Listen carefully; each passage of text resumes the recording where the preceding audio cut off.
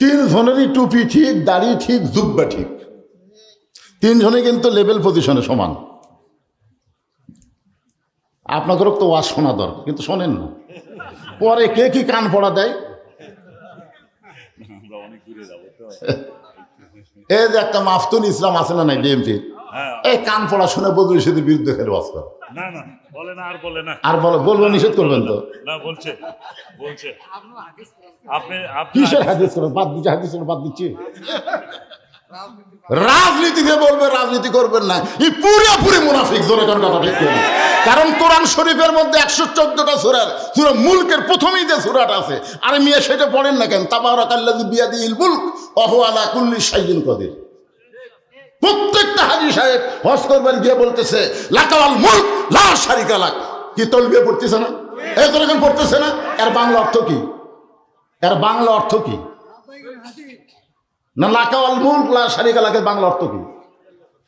রাজনীতির ভিতরে, রাজত্বের ভিতরে একমাত্র আল্লাহ ছাড়া আমি অন্য কাউকে স্বীকার করি না। রাজার নীতি হলো রাজনীতি, আল্লাহ হলেন রাজা, তারই নীতি হলো রাজনীতি। জোরে কোন কথা ঠিক কিনা?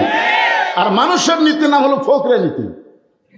আল্লাহ গানিয়ুন ওয়া আনতুমুল ফুকারা। আল্লাহর নীতি হলো রাজনীতি, আর মানুষের নীতি হলো ফকরা নীতি। আপনারা বলতে পারবেন হুজুর ফকরা নীতি দান করেন না, ফকরা নীতি বাদ দেন, রাজনীতি করেন। জোরে কোন কথা ঠিক কিনা? 10 বছর নবী আমার মদিনা যায় খালি ইল্লাল্লাহর জিকির মারেনি, রাষ্ট্র পরিচালনা করছে। কথা কন না কেন? বড় হুজুর যদি রাজনীতি করবার পারে, আর আমাদের মতন ছোট হুজুর বলে চলবি না। কি যেই বেটা বলে রাজনীতি করিস না, আয়াতুল কুরসি ধরলে ঠিক মতো খবর পারবি না। এখন রুগী হয়ে যদি ডাক্তারকে বলে প্যারাসিটামল দে, তো ডাক্তার বলতে যে কে রে ভাই প্যারাসিটামল কি জন্য? দে, যা বলি তাই দে। ডাক্তার কয় তোমার লাগবে কি লাগবে না, আমাকে আগে বলো তো কি জন্য কিনবে। অত কিছু জানি আর প্যারাসিটামল দে। এখন আপনারা বলেন তো রুগী হয়ে যদি ওষুধ চাই, ডাক্তার চিকিৎসা করার আগে ওর রোগ বাড়বি না কমবি? আজকে আলেম ওলামা হচ্ছে রুহের ডাক্তার, তারা কি ওষুধ দেয় আগে সেটা দেখেন তো। দেখার দরকার আছে না নাই? হ্যাঁ, একটু মনোযোগ দিয়ে শুনবেন। তাহলে কি বলতেছিলাম? এই কোনো কথাবার্তা না বাজান। হ্যাঁ, সবাই একটু মনোযোগ দিয়ে শোনেন।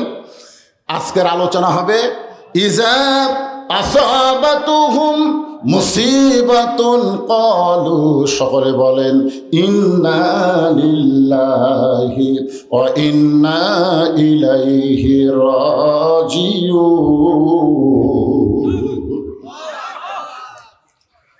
আপনারা বলেন তো, বিএনপির প্রতিষ্ঠাতা শহীদ প্রেসিডেন্ট জিয়াউর রহমান আপনারা মনে হয় সবাই দেখেননি। আমরা যারা দেখছি, উনি যখন বাংলাদেশের ক্ষমতা পাইলেন, উনি ধর্ম নিরপেক্ষতাকে লাথি দিয়ে বিসমিল্লাহির রহিম যোগ করলেন। জোরে কোন কথা ঠিক কিনা? আপনারা বলেন তো, উনি যদি বিসমিল্লাহির রহিম যোগ করতে পারেন, তাহলে উনি তো অবশ্যই একটা রাজনীতি করছেন। শেখ মুজিবুর সময় বিসমিল্লাহ ছিল না, কিন্তু জিয়া রহমান এসে বিসমিল্লাহ যোগ করলেন এবং ইসলামকে সুমহান ঘোষণা করে তিনি 4 বছর বাংলাদেশের শাসন ক্ষমতা পরিচালনা করলেন। দুনিয়া থেকে বিদায় নেওয়ার সময় ওনার ভাঙ্গা শোটকেস, কোরআন শরীফ আর জায়নামাজ ছাড়া 1 টাকাও ব্যাংক ব্যালেন্স পাওয়া যায়নি। জোরে কোন কথা করেন না কেন?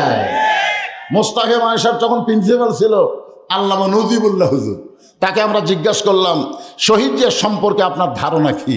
উনি বললেন হযরত উমর ফারুকের সিমটম। জোরে কোন সুবহানাল্লাহ। আজকে যারা বিএনপি করে খালি শহীদ জিয়ার আদর্শ গ্রহণ করুক, ইনশাল্লাহ সব ইসলামী দলে এক হয়ে যাবে। জোরে কোন কথা ঠিক কিনা ভাইজান? আহারে, কি ছিল বাংলাদেশের রত্ন, কি ছিল শহীদ প্রেসিডেন্ট জিয়াউর রহমান। যারা এক নজর দেখছে তারা বুঝবার পারবে। আসুন আলোচনা করতেছি। আল্লাহ কোরআনে বললেন, যখন তোমাদের উপরে বিপদ আপদ মুসিবত আসবে, ক্বালু, তখন তোমরা বলবে ইন্না লিল্লাহি ওয়া ইন্না ইলাইহি রাজিউন। আমরা মানুষ মরার পরে এইটা পড়ি, কিন্তু এখানে মানুষ মরার কথা নাই, এখানে বিপদ আপদ মুসিবতের কথা আছে। জোরে কোন ঠিক কি না? এইটা নিয়েই আজকের আলোচনা। তবে যেটা বলতেছি একটু মনোযোগ দিয়ে শোনেন। যে কোরআন থেকে আপনারা তাফসির শুনবেন, কোরআনটা কি এটা বোঝানোর জন্য বলতেছি। কোরআনের মধ্যে কোনো সন্দেহ, জোরে কোন সন্দেহ নাই। তাহলে কোরআনের যত কথাই বক্তা বলবে, যদি কোরআন থেকে বলে, এখানে কোনো প্রতিবাদ করার সুযোগ নাই। আল্লাহ বলতেছেন হুদাল্লিল মুত্তাকিন, কেবলমাত্র মুত্তাকি বান্দাবান্দি যারা কোরআন থেকে হেদাত পাবে তারা। সবাই যদি পাইকারি হারে পাইতো তাহলে আল্লাহ বলতো হুদাল্লিন নাস, কিন্তু আল্লাহ হুদাল্লিন নাস না বলে মুত্তাকিন বলেছেন। এখানে আল্লাহ তাআলা পক্ষপাতিত্ব করেছেন। জোরে কোন কথা ঠিক কিনা? পাইকারি হারে সবাইকে আল্লাহ দিবে না হেদাত, সবাইকে আল্লাহ দিবে না। মেলার যারা ঘুরবে এরা পাবে না, কোরআনের মাহফিলে যারা বসবে এরাই মুত্তাকি হবে। জোরে কোন কথা ঠিক কিনা? এই জন্য আপনাদেরকে লক্ষ্য করি, আল্লাহ বলতেছেন ইয়া আইয়ুহাল্লাযীনা আমানুত্তাকুল্লাহা হাক্কা তুকাতিহি ওয়া লা তামুতুন্না ইল্লা ওয়া আনতুম মুসলিমুন। এই আয়াতে কিন্তু মুত্তাকির ব্যাখ্যা দেওয়া হচ্ছে, যারা আমাকে বিশ্বাস স্থাপন করেছো, আত্তাকুল্লাহ, ভয় করতে হবে কাকে? বর্তমানে বাংলাদেশে আমরা ভয় করতেছি কাকে?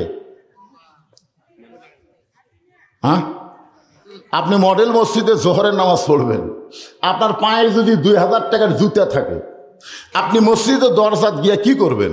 জুতা কি দরজাত থুইয়া মসজিদের সামনে কাতারে যাবেন, না জুতা হাতত নেবেন? কথা কয় না। জুতা হাতত নেবেন কার ভয়ে? আল্লাহর ভয়ে না চোরের ভয়ে? তাহলে এখানে আল্লাহ কি বলতেছে? মুত্তাকির ব্যাখ্যা হচ্ছে আত্তাকুল্লাহ, ভয় করতে হবে কাকে? তাহলে আপনি কার ভয়ে জুতা নিলেন? তো চোরের ভয়ে জুতা নিয়ে আল্লাহুম্মা আফতাহ লি আবওয়াবা রাহমাতিক দোয়া পড়ে আপনি মসজিদের সামনের দিকে যাচ্ছেন, মুয়াজ্জিন বলতেছে ভাই কার ভয়ে? আল্লাহর ভয়ে। তো আল্লাহর ভয়েতে জুতা কেন? তখন বলতেছে চোরেরও ভয়। এখন আল্লাহর ভয় চোরের ভয় একই কলিজার মধ্যে যদি রয়, তার কোনোদিন মুত্তাকি হওয়ার সুযোগ থাকে না। মুত্তাকি হবার গেলে কেবলমাত্র ভয় করতে হবে কার? বর্তমান পরিবেশে 500 জন মুসল্লি নামাজ পড়তেছে মসজিদে, কয়শো জন? আর 2 জুতা চোর বাইরে ঘুরতেছে আর বলতেছে আমাকে ভয়ে। দেখেন চোরের মোশন, দেখেন বর্তমান পরিবেশে আমাদের ভয়ে সব ভালো জুতা মসজিদের মধ্যে ঢুকছে। 2 চোর গল্প করতেছে আমাকে ভয়ে। আপনারা বলেন তো মুসল্লির সংখ্যা কত আর চোরের সংখ্যা কত? আসলে কি চোর খুব বেশি, কিন্তু এর মোশান বেশি। আমাকে ভয়ে বর্তমান পরিবেশে চোর, ডাকাত, বাটপার, চাঁদাবাজ এদেরই কিন্তু মোশান চলতেছে। তোর কথা কর না কেন ভাইজান? এই আমাকে চিনিস? আমি কার দল করেছি জানিস? আয় হায়, খালি একটা ধাবার দিয়ে দেখেন ওর গোষ্ঠী শুদ্ধ পালাইয়ে যাবে। কথা কর না কেন? এতদিন পর্যন্ত মাজা ভাঙ্গা তেজের উপর উঠে 2 জন টানা তুলতো, 2 জন ঠেলে দিত, আর উঠতে তো পারে না। 2 জন হাত ধরে টানা তোলে আর 2 জন পাশার ঠেলে। উই এসে মাইক পায় কয় খেলা হবে, খেলা হবে। কেরে খেলা করবো, গেলু কোথায়? তার মানে বোঝা গেল এদের কোনো শক্তি নেই। ওরা মুখে মুখে বেশি বড় কথা বলতো, আসলে চোর, ডাকাত, বাটপার, চাঁদাবাজের কোনো পাওয়ার নাই। জোরে কোনো কথা ঠিক না? কিন্তু আমরা পাওয়ার দিছি, জুতা লিয়া মসজিদে ঢুকছি, যার কারণে যে বুকত থাবা দেয় বলতেছে আমাকে ভয়ে। মুত্তাকির গুণ হলো আত্তাকুল্লাহ, ভয় করতে হবে কার? আল্লাহ বললেন শুধু ভয় করলে হবে না, হাক্কা তুকাতিহি, নিয়ম মোতাবেক ভয় করা লাগবে। আমাদের বাংলাদেশে মানুষ ভয় করে, যখন ঘুষের চাকরি করছে তখন ভয় করে নাই। ঘুষের চাকরি যখন রিটায়ার হয়ে গেছে তখন ভয়ে ভয়ে কান্দার কয় আল্লাহ আমি আর জীবনে ঘুষ খাবো না। আল্লাহ কখন ভয় করতেছে? কখন? যখন চাকরি নাই, চোখের পানি দিয়ে কান দিচ্ছে, তওবা করতেছে আল্লাহ আমি আর জীবনে ঘুষ খাবো না, আল্লাহ আমি আর ঘুষ খাবো না। 2 কান্দের ফেরেশতাকে আল্লাহ এই শয়তানের আমরা দেখমো কি? এই যতদিন চাকরি করছে ততদিন কান্দিনি, যে চাকরি গেছে এখন কান দিচ্ছে। সারা জীবন নামাজ পড়েনি, বুড়া বয়সে সিয়াল্লে মসজিদে গেছে। এরকম কিছু মুসল্লি আছে না নাই? জোরে কান আছে না নাই? আর যৌবন খুঁজে দেখেন নামাজ নাই, আর গোটা জীবনে নামাজ নাই। যখন বুড়া হচ্ছে চামড়া ঢিল, তখন আল্লাহর সাথে মিল দিছে সিয়াল্লে। জোরে কান কি দিয়ে? আর যে রুকু সেজদা করবার পারে না, কি করবি? এখন মসজিদের সামনে কাতারে চেয়ার থেকে ওই আমার দায়িত্ব পাচ্ছে মসজিদের সেক্রেটারি। এখন ইমাম সাহেব ভয়ে কিছু কয় না, যে কিছু করলে তো আমার ইমামতি থাকবি না। ওই এখন সামনে কাতারে সিয়াল্লা বসেছে। আপনারা জানেন বাড়িতে নামাজ পড়লে 1 গুণ সওয়াব হবে, মসজিদেও কেউ যদি নামাজ পড়ে সেও 1 গুণ সওয়াব পাবে, কিন্তু জামাতের সঙ্গে যখন নামাজ পড়বে আল্লাহ তখন তাকে 27 গুণ সওয়াব দিবে। কিসের সঙ্গে? আচ্ছা, জামাতের সঙ্গে নামাজ পড়বার গেলে 1 নম্বর শর্ত হলো খালি কাতার করলে হবে না, কাতার সোজা করা লাগবে। আমার কথা কি বুঝতেন? যে কাতার করলেন হেঁকা বেঁকা তাহলে সব হবে? কাতার সোজা করা লাগবে।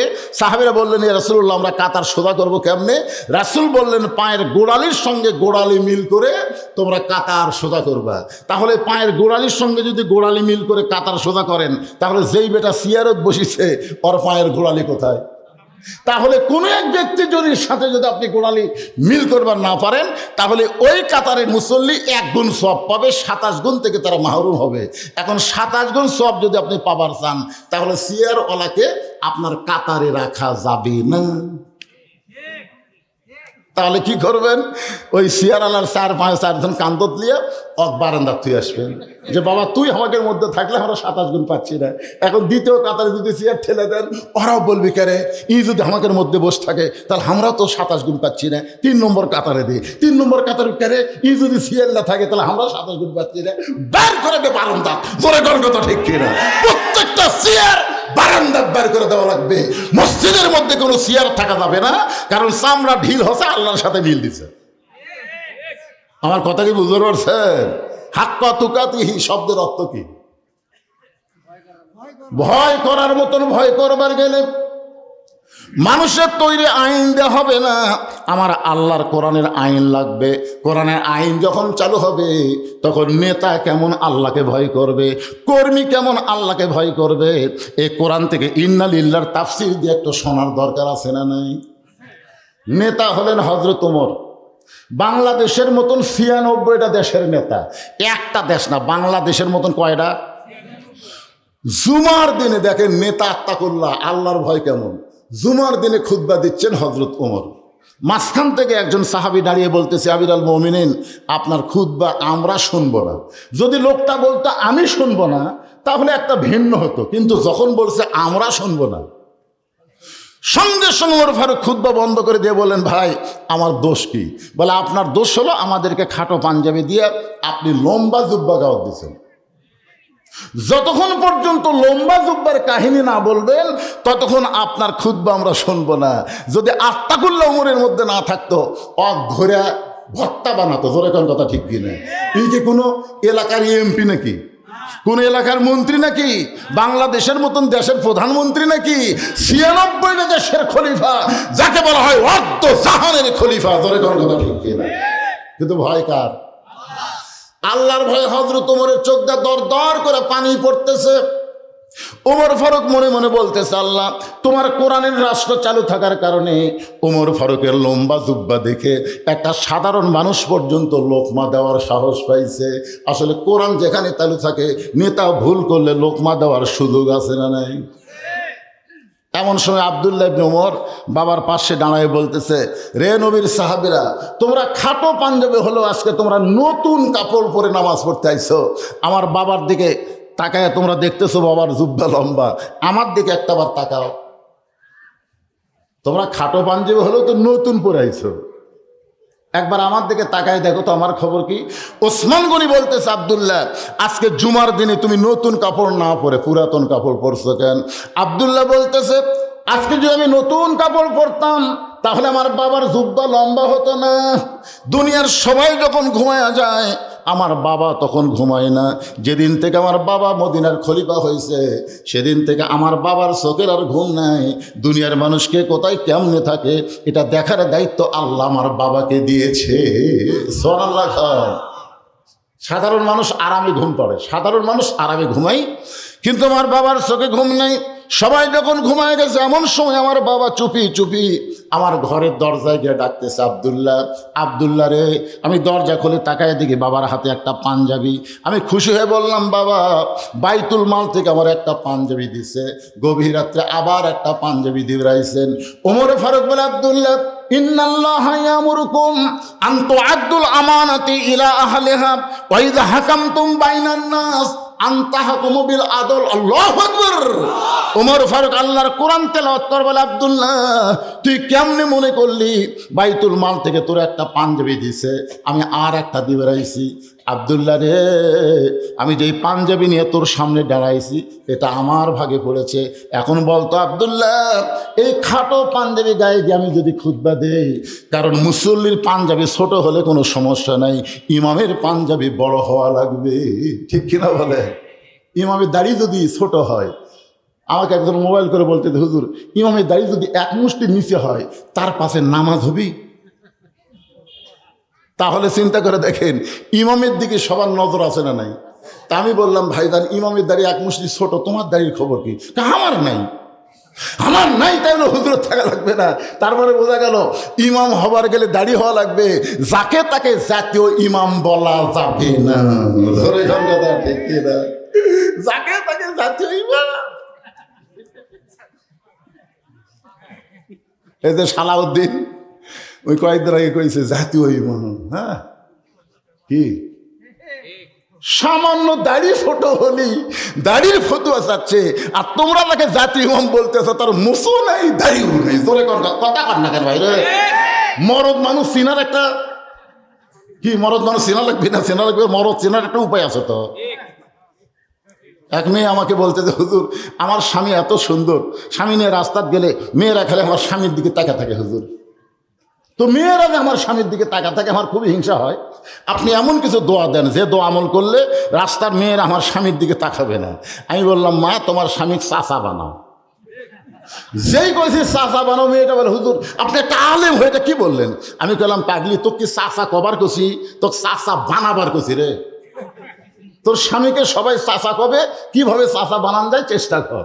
ওই হাত পাও ধরে স্বামীর এখন 4 আঙ্গুল দাঁড়িয়ে হয়েছে। একদিন আমার মোবাইল করে বলতে, হুজুর আপনার কথা মতো স্বামীকে চাচা বানানোর পরে স্বামী নিয়ে রাস্তার যাই, একটা মেয়েও আমার স্বামীর দিকে তাকায় না। যে তাকাই সে সালাম দেয়, বলে চাচা কেমন আছে। আমার আর হিংসা হয় না, কেন চাচা বলে আমার আর হিংসা কি? চিন্তা করছেন? একটা মরদ মানুষের দাঁড়িয়ে থাকতে হবে, দাড়ি না থাকলে তাকে লুচ্চা লুচ্চা মনে হয়। তোর কথা কর না ভাই, কথা কর না। তাকে আবার জাতীয় ইমাম ইয়ার কি মারতেছেন? ওমর ফারুক বললেন, আব্দুল্লাহ এই খাটো পাঞ্জাবি গায়ে দিয়ে যদি আমি খুতবা দেই, মুসলিমরা কি মনে করবে? আব্দুল্লাহ বলতেছে, বাবা তাহলে আমি কি করব? ওমর ফারুক বললেন, তোর পাঞ্জাবিটা আমাকে একটু দান করে দে। আব্দুল্লাহ বলে, গভীর রাত্রে আমার পাঞ্জাবি আমার বাবাকে দান করে দিলাম। বাবার পাঞ্জাবি আমার পাঞ্জাবি একত্র করে বাবা লম্বা জুব্বা বানায় সেই জুব্বা পরে খুতবা দেয়। এখন বলো বাবার খুতবা শোনা যায় কিনা যায়? সমস্ত সাহাবীরা চিল্লায় বলে, আল্লাহর কোরআন দিয়ে যখন রাষ্ট্র চলবে, এমন ভালো মানুষকে নেতা হিসাবে মুসলমানেরা দেখতে পাবে। কি দিয়া যখন রাষ্ট্র চলবি? এই জারোয়া শুনতেছেন, এই কোরআন দিয়ে যখন রাষ্ট্র চলবে, তখন ভালো মানুষকে নেতা হিসাবে দেখা যাবে। তাহলে একজন ভালো নেতার খবর পেলেন। এখন একজন ভালো কর্মীর খবর শোনেন। ওমর ফারুক যখন অর্ধজাহানের খলিফা, ওই সময় ছদ্মবেশে কোরআনের একজন কর্মী দেখার জন্য হযরত ওমর মদিনার অলি গলি ঘুরতেছেন। হঠাৎ হযরত ওমর দেখতে পায় 2 পাহাড়ের মাঝখানে একটা গিরিপথ। জোরে বলেন কি পথ? ওই গিরিপথের মধ্যে ওমর ফারুক তাকায় দেখে একটা সুন্দরী মেয়ে ধীর গতিতে হেঁটে হেঁটে চলতেছে। মেয়েটার সামনেও কোনো মানুষ নাই, পিছনেও কোনো মানুষ নাই। ওমর ফারুক মেয়েটার দিকে তাকায়া আল্লাহর প্রশংসা করতেছে, আল্লাহ তোমার দুনিয়ায় এত সুন্দরী একটা মেয়ে। ধরে কান সুবহানাল্লাহ। ওমর ফারুক যে মেয়েটাকে দেখে আল্লাহর প্রশংসা করতেছে, ওই মেয়েটার চেহারা দেখে আল্লাহর প্রশংসা করা যাবে না। কারণ কোনো বেপরদা নারী দেখলে আল্লাহর প্রশংসা করা যাবে না, বরং নাউজুবিল্লাহ বলে তাকে ধিক্কার দেওয়া লাগবে। ধরে কোন কথা ঠিক না? ওমর ফারুক দেখলেন যে মেয়েটা 2 পাহাড়ের মাঝখানে গিরিপথে ঘুরতেছে, ওই মেয়েটার আপাত মস্তক আল্লাহর আইন পর্দা। আল্লাহর আইন পর্দা যখন কোনো নারী মানে, ওই নারী তখন বিশ্ব সুন্দরী হয়ে যায়। আমি যুবকদের কাছে একটা স্লোগান চাচ্ছি, আমি যেই বলবো পর্দানিশী নারী যারা, তোমরা সকলে বলবা বিশ্ব সুন্দরী তারা। পর্দানিশী নারী যারা, সবাইকে বলতেছে না, এই যুবকগুলো। কারণ আমরা বুড়া মানুষ, আমাকে মন চাইলেও শক্তি নাই। ধরে কোন কথা ঠিক কিনা ভাই? দাদা ওই যে রাস্তা দিয়ে সুন্দরী মেয়ে যায়, আমার ব্যাটারি নাই ভাই। তার মানে কি? বুড়া দেখে লাভ নেই। কি লাভ আছে? অনেকে আমাকে বলে হুজুর ওই যে হাসিনা ভারত গেল, মুদিরও বউ নাই, হাসিনারও স্বামী নাই। আমি বলি বুড়া মানুষের এগুলা কোয়া চাইজ নাই ভাই রে, মুদিও বুড়া, হাসিনাও বুড়ি, এরা কি করবি কখন? এইগুলা কয়ে কাম আছে? কথা কন, আর কোনো কাম আছে? এই যুবকদের দরকার। এই যুবক, আমার সাথে একটা সাইজ মতো গলা লাগবে। পর্দানিশী নারী যারা বলবা বিশ্ব সুন্দরী তারা, পর্দানিশী নারী যারা। আর যে বলবো বেপর্দা নারী যারা, তোমরা বলবা বিশ্ব বেহায়া তারা, বেপর্দা নারী যারা। আর একটা স্লোগান দাও, এ অন্তাহারে যদি বেপর্দা নারী থাকে এদের কলজাত আগুন ধরবে। আমি যেই বলবো বেপর্দা নারী যারা, তোমরা বলবা শিলা কলা তারা, বেপর্দা নারী যারা। আপনার শোনেন তো, একই গাছের কলা, এক গামলায় চোঁচাওয়ালা, এক গামলায় শিলা। ঘোড়াদা ভারত গেলে খরিদ্দার কোন কলার দাম করবে? কে ভাই, চোঁচাওয়ালা কত করে কেজি ভাই? তো এখন কলালা বলতেছে ভাই রে একই গাছের রে, একই গাছের রে, তো শিলা কলার দাম করিস না কেন? তখন খরিদ্দার বলতেছে ভাই শিলা কলা আমি খাই না। তখন কলালা বলতেছে তুই কি কলা চোঁচা সহ খাস? আমি শিলাই খাই। তো আগে থাকাই শিলা আছে, তাহলে নিবি আর খাবি কলা। খরিদ্দার তখন কি বলে? খরিদ্দার বলতেছে আমি খাওয়ার আগেও খাসে। কলালা বলতেছে আল্লাহর শপথ করে বলতেছে কেউ খায়নি। খরিদ্দার বলতেছে তোর চোখ নাই, মশা খাসে, মাছি খাসে, ধুলে খাসে, বালু খাসে, ওই কলা আর খাওয়ার উপযুক্ত নাই। বেপর্দা নারী যারা, শিলা কলার মতন তারা। এই জন্য আমার মায়েরা যারা পর্দার অন্তরে একটু মনোযোগে শুনবেন। আল্লাহ কোরআনে বললেন অকরনা ফি বুয়ুতিকুন্না ওয়ালা তাবাররাজনা তাবাররুজাল জাহিলিয়াতিল উলা। আল্লাহর কোরআনের কর্মী দেখার জন্যে ওমর ফারুক মেয়েটার নিকটে গিয়ে বললেন মা, এই নির্জন পথে তুমি একা একা চলতেছ, তোমার সামনেও কোনো মানুষ নাই, পিছনেও কোনো মানুষ নাই। সঙ্গে সঙ্গে মেয়েটা বলে পথিক তুমি কি হযরত ওমরকে চেনো? মেয়েটা কি বলতেছে? ওমরকে বলতেছে পথিক। পথিক মানে রাস্তা দিয়ে যাই চলে, তা কি কয়? পথিক তুমি কি হযরত ওমরকে চেনো? হযরত ওমরকে যদি তুমি চিন্তা তাহলে এরকম বেসাইদা কথা বলতা না। ওমর ফারুক যেদিন থেকে আল্লাহর কোরআন দিয়ে রাষ্ট্র চালায়, আল্লাহর কোরআন দিয়ে যেদিন থেকে রাষ্ট্র চলে, একজন মেয়ে পৃথিবীর এক প্রান্ত থেকে আর এক প্রান্তে যাবে, ওই মেয়েটার কলিজায় আত্মাকুল্লাহ ছাড়া অন্য কারো ভয় থাকবে না।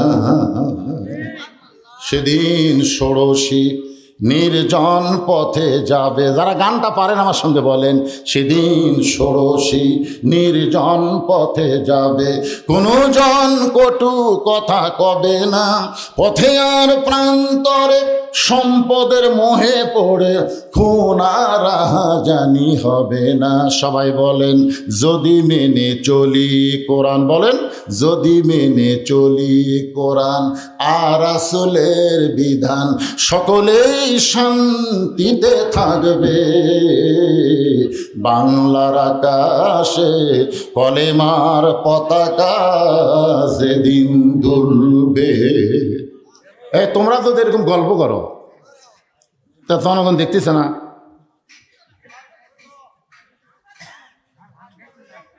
কি ভাই, আমার কথা কি বুঝতে পারতেছেন? ওমর ফারুকের চোখ দিয়ে দর দর করে পানি আসলো। আল্লাহর কোরআন দিয়ে যখন রাষ্ট্র চলবে, ওই মানুষের কলিজায় কেবলমাত্র ভয় থাকবে কার? আরো জোরে বলেন, ভয় থাকবে কার? ওই মহিলা দুই পাহাড়ের মাঝখান দিয়ে ঘুরতেছে, কোনো সময় ভয় করেনি কেউ আসলে ধরবি, এই ভয় নেই, কারণ কোরআন চলতেছে। কোরআন কোরআন ধরবো আয়। আল্লাহর কোরআন দিয়ে যখন রাষ্ট্র চলবে, প্রত্যেকটা মানুষ তার সীমানার মধ্যেই থাকবে, অন্যের সীমানায় যাবে না। আমার সীমানা হলো আমার পকেট, আমি বারবার হাত দিচ্ছি। মানুষ কবি হুজুর একটা বদ অভ্যাস হলো পকেটে বারবার হাত দেয়, এর বেশি কিছু কবি। কিন্তু আমি যদি এই সীমানার পকেটে হাত দেই, তখন সবাই কবে হুজুর তো পকেট মারে, কারণ সীমানা ওভারটেক করছে। আপনার বউ হচ্ছে আপনার সীমানা, শালি কিন্তু আপনার সীমানার বাইরে। আপনি বউক বাদ দিয়ে যদি শালির দিকে কুত্তের মতন তাকা থাকেন, তাহলে সওয়াব হবি না পাপ হবি? আল্লাহর কোরআন বলবে বউয়ের দিকে তাকা, শালির দিকে তাকাস না। কুল্লিল মুমিনিনা ইয়াগুদ্দু মিন আবসারিহিম। আল্লাহু আকবার। ওমর ফারুক বললেন মা, তুমি যে ধীর গতিতে চলতেছো, দুই পাহাড়ের মাঝখানে তোমার চলা দেখে আমার মনে হচ্ছে তুমি একজন দুঃখী নারী। মেয়েটা বলতেছে, কে গো তুমি? তুমি কে গো? আমি সত্যি একজন দুঃখী নারী, কিন্তু আজকে হযরত ওমরকে এই দুই পাহাড়ের মাঝখানে 6 দিন হলে খুঁজতেছি। মেয়েটা কি বলতেছে? আসলেই আমি একজন দুঃখী নারী, কিন্তু হযরত ওমরকে এই দুই পাহাড়ের মাঝখানে 6 দিন হলে। আপনারা বলেন তো, এই কথা শোনার পরে ওমর ফারুকের অবস্থা কি হবে? কারণ আল্লাহর কোরআন দিয়ে যখন রাষ্ট্র চলবে তখন নেতা খোঁজা লাগবে না, নেতারাই তখন দুঃখী মানুষকে খুঁজে বেড়াবে। ধরে কোন কথা কর না কেন ভাই? আমাদের বাংলাদেশে কোরআন না থাকার কারণে নেতারাও খোঁজে ভোটের আগে। ভোটের আগে কিন্তু নেতারা আপনাকে খুঁজবি না? আমার কাহাল 5 ফিরে এক নেতা গাড়ি নিয়ে যাচ্ছে, এক ফকির আসতেছে রাস্তা দিয়ে। তো নেতা ড্রাইভারকে বলেছে, ব্রেক কর।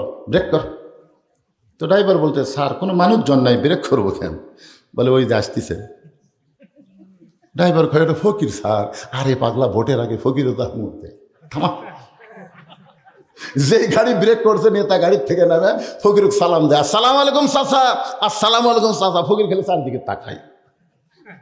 নেতা বলে, চাচা চারিদিকে তাকান কেন? বলে, কাক সালাম দেও বাবা? সেই জন্য দেখ আপনাকে সালাম দেই, আমি ভিক্ষা করে খাই।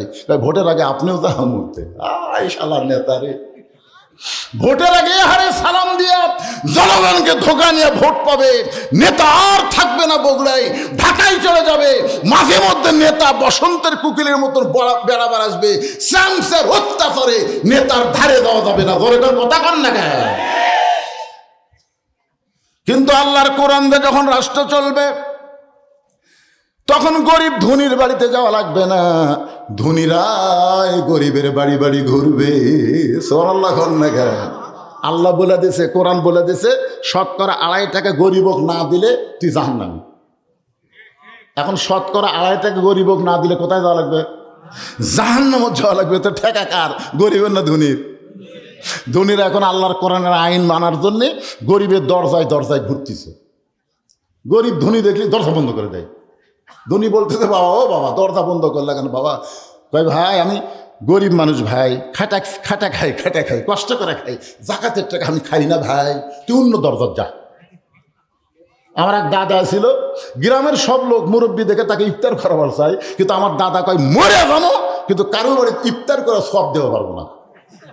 তা আমি একদিন দাদাকে বললাম, দাদা আপনি যদি কারো বাড়িতে ইফতার করেন তাহলে সবের কমতে হবে না। কয়, তুই নতুন বলবি হয়ে ফতো দিস না তো, কষ্ট করে ওজা থাকছি, দরকার পানি খাই ইফতার কর মরে, কিন্তু পরের বাড়িতে আমি ইফতার করে সব দেওয়ার পারবো না। বুঝানি যায়। তো বাংলাদেশের কিছু মুসলমান জাকাতকে এইরকম ভয় করবে। ধরে কারণ কথা ঠিক কিনা? দরজা বন্ধ করে দিছে, উনি আর জাকাত লাইনি, আর এক দরজাত গেছে, একই অবস্থা। এক ব্যাগ টাকা নিয়ে 7 দিন ধরে ঘুরিছে, একটা গরিবও দরজা খোলেনি।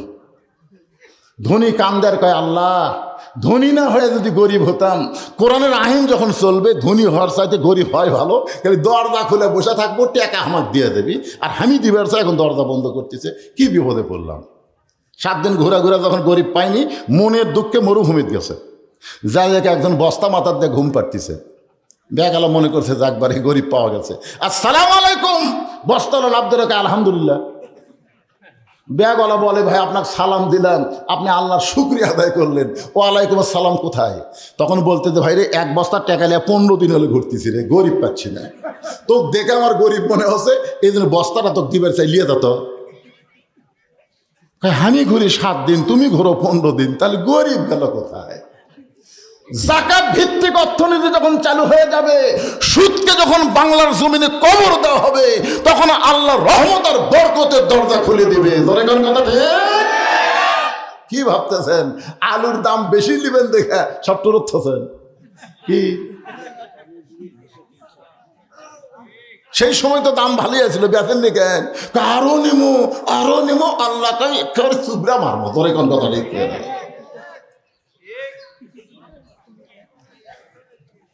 রে ভাই, এটা একটা টিস্যু দেন তো, টিস্যু দেন।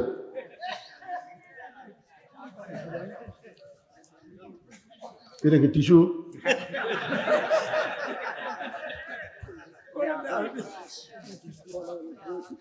শোনেন, আপনার কি বিরক্ত হচ্ছেন? আচ্ছা, আমি যদি এভাবে ওয়াজ করতেই থাকি, আপনার বিরক্ত হবেন কখন? আজকের এই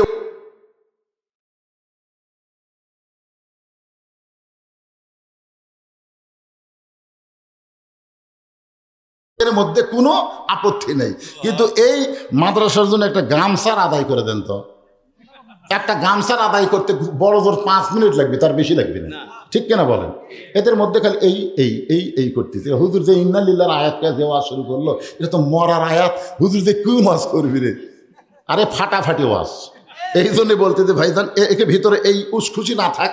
আপনারা মাদ্রাসাকে মহব্বত করে, কোরআনকে মহব্বত করে 10, 20, 50, 100, 500 যে যা পারবেন আল্লাহর হস্তে 5 মিনিটের মধ্যে এই গামছার মধ্যে, ব্যাগের মধ্যে দান করবেন। গামছা ব্যাগালার কোথায়?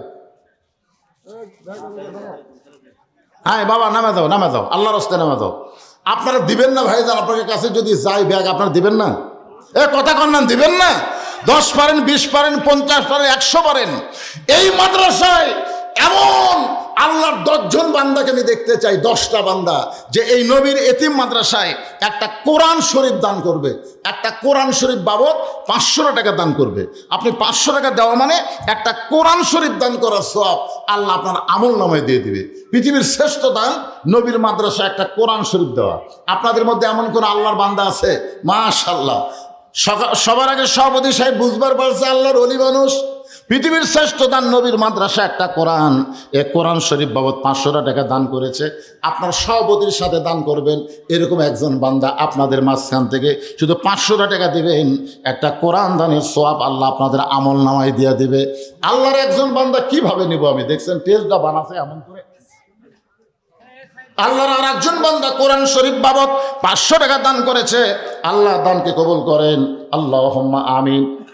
এগুলো স্লিপের টাকা তো এখন আদায় করা যাবে না রে বা। চাচা ভাতিজা, চাচা ভাতিজা 500 টাকা দান করেছে কোরআন শরীফ বাবদ। আল্লাহ তার দানকে কবুল করেন। আল্লাহ তোমার আর একজন বান্দা 200 টাকা দান করছে, আল্লাহ কবুল করেন। রবিউল ইসলাম 1000 টাকা দান করেছে 2টা কোরআন শরীফ বাবদ, আল্লাহ দানকে কবুল করেন। ওটা বসা করবেন না, যাওয়ার নিয়ত করবেন না। ভাইরে কোথায় যাবেন? প্রত্যেক ধাপে ধাপে মানুষ মৃত্যুর দিকে হাঁটতেছে। ধরে কোন কথা ঠিক কিনা? নিরাপদ জায়গায় আছেন, জান্নাতের বাগানে আছেন ভাই, শয়তান যেন ধোকা দিবার না পারে। আমিনুল ইসলাম 2টা কোরআন শরীফ বাবদ 500, 1000 টাকা করছে দান। আল্লাহ তার দানকে কবুল করে। আল্লাহ নেক নিয়ত নেক আশা পড়াক, আল্লাহুম্মা আমিন। কবুল করো, কবুল করো।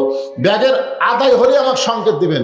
মা বোনদের কাছে যাবেন, আমার মা বোনেরা বেশি দান করে, এদের মন নরম। আজকে যারা বাবার বাড়ি, ভাইয়ের বাড়িতে বেড়াচ্ছে, আয়সা তাতে বাবা নাই। যে হাজির সাহেবের বাড়িতে আমি এসেছিলাম তখন ছিল, আজকে নাই। ওনার ছেলে মেয়েরা তার বাবার জন্য, হাজির সাহেবের জন্য, এরকম অনেক মেয়েরা এসেছে, অনেক মা এসেছে, আশা থেকে বাপ নাই, সে বাপের জন্য 500 টাকা দিবেন না। আল্লাহর একজন বান্দা 2টা কোরআন শরীফ বাবদ 1000 টাকা দান করেছে, আর একজন কোরআন শরীফ বাবদ 500 টাকা দান করেছে। আল্লাহ দানকে কবুল করেন। আল্লাহর আর একজন বান্দা কোরআন শরীফ বাবদ পৃথিবীর শ্রেষ্ঠ দান নবীর মাদ্রাসা একটা কোরআন 500 টাকা দান করেছে, আল্লাহ দানকে কবুল করেন। আল্লাহুম্মা আমিন। কবুল করো, কবুল করো। মোদের কামনা দানকারীকে দিবেন জান্নাত, আল্লাহ নিরাশ করবেন না। দানের কথা শুনে কারা কারা চলে গেলেন? টাকা দিবেন না, আপনি দিবেন না, আপনার টাকা আল্লাহর দরকার নেই। আল্লাহ কি গরিব নাকি? আল্লাহ কি গরিব নাকি? তা আপনি লাভ দৌড়ে চলে যাচ্ছেন কোথায়? এমন একটা অসুখ আল্লাহ দিবি না, আজকে এখানে টাকা দিতে আপনার মন চাচ্ছে না, আগামীকাল ডাক্তারও টাকা দিয়ে হুঁশ পাবেন না, উষ্টা খেয়ে পড়বেন, বগুড়াত হবে না, পঙ্গু হাসপাতালে যাওয়া লাগবে। কথা কন না কেন? মোটরসাইকেল মারতেছেন, ভুটভুটির সাথে বাঁচবেন, চাপা আউলে দেবি। আজকে 10 টাকা দিবার মন চায় না, আর সদকা তো তারুদ্দুল বালা। দান সদকা করলে ভূমিকম্প হলেও আপনার ক্ষতি হবে না। ধরে কথা কন না কেন ভাই রে? এই যে কয়দিন আগে ভূমিকম্প হচ্ছে, সব রাস্তা থাকছে, কই রাস্তা তেলে ক্ষতি নেই, যে টেসে 4-5 জন দাঁড়াতে ওটি রাস্তা ফাঁক হয়ে গেছে, রাস্তায় ফাঁক। এখন ঢোক। আল্লাহ যদি মারে কোনো জায়গায় নিরাপদ না, আল্লাহ যদি বাঁচায় সব জায়গায় নিরাপদ। জোরে কোন ঠিক কি না ভাই? আল্লাহর একজন বান্দা কোরআন শরীফ বাবদ 500 টাকা দান করেছে, আল্লাহ দানকে কবুল করেন। আর একজন শখ 100 টাকা দান করলো, আল্লাহ দানকে কবুল করেন। আল্লাহুম্মা আমিন। লিল্লাহি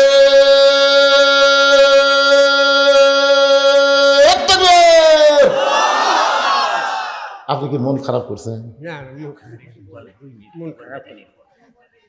আজকের মাহফিলের সম্মানিত প্রধান অতিথি সাহেব 20টা কোরআন শরীফ বাবদ 10,000 টাকা ধরে বলেন মারহাবা।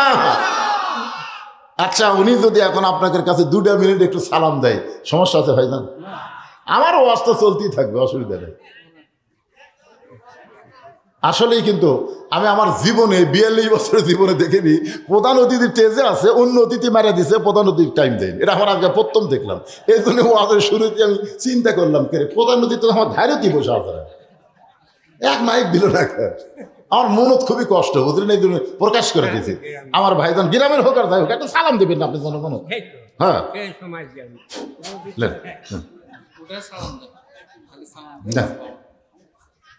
আসসালামু আলাইকুম। দোয়া চান, দোয়া চান।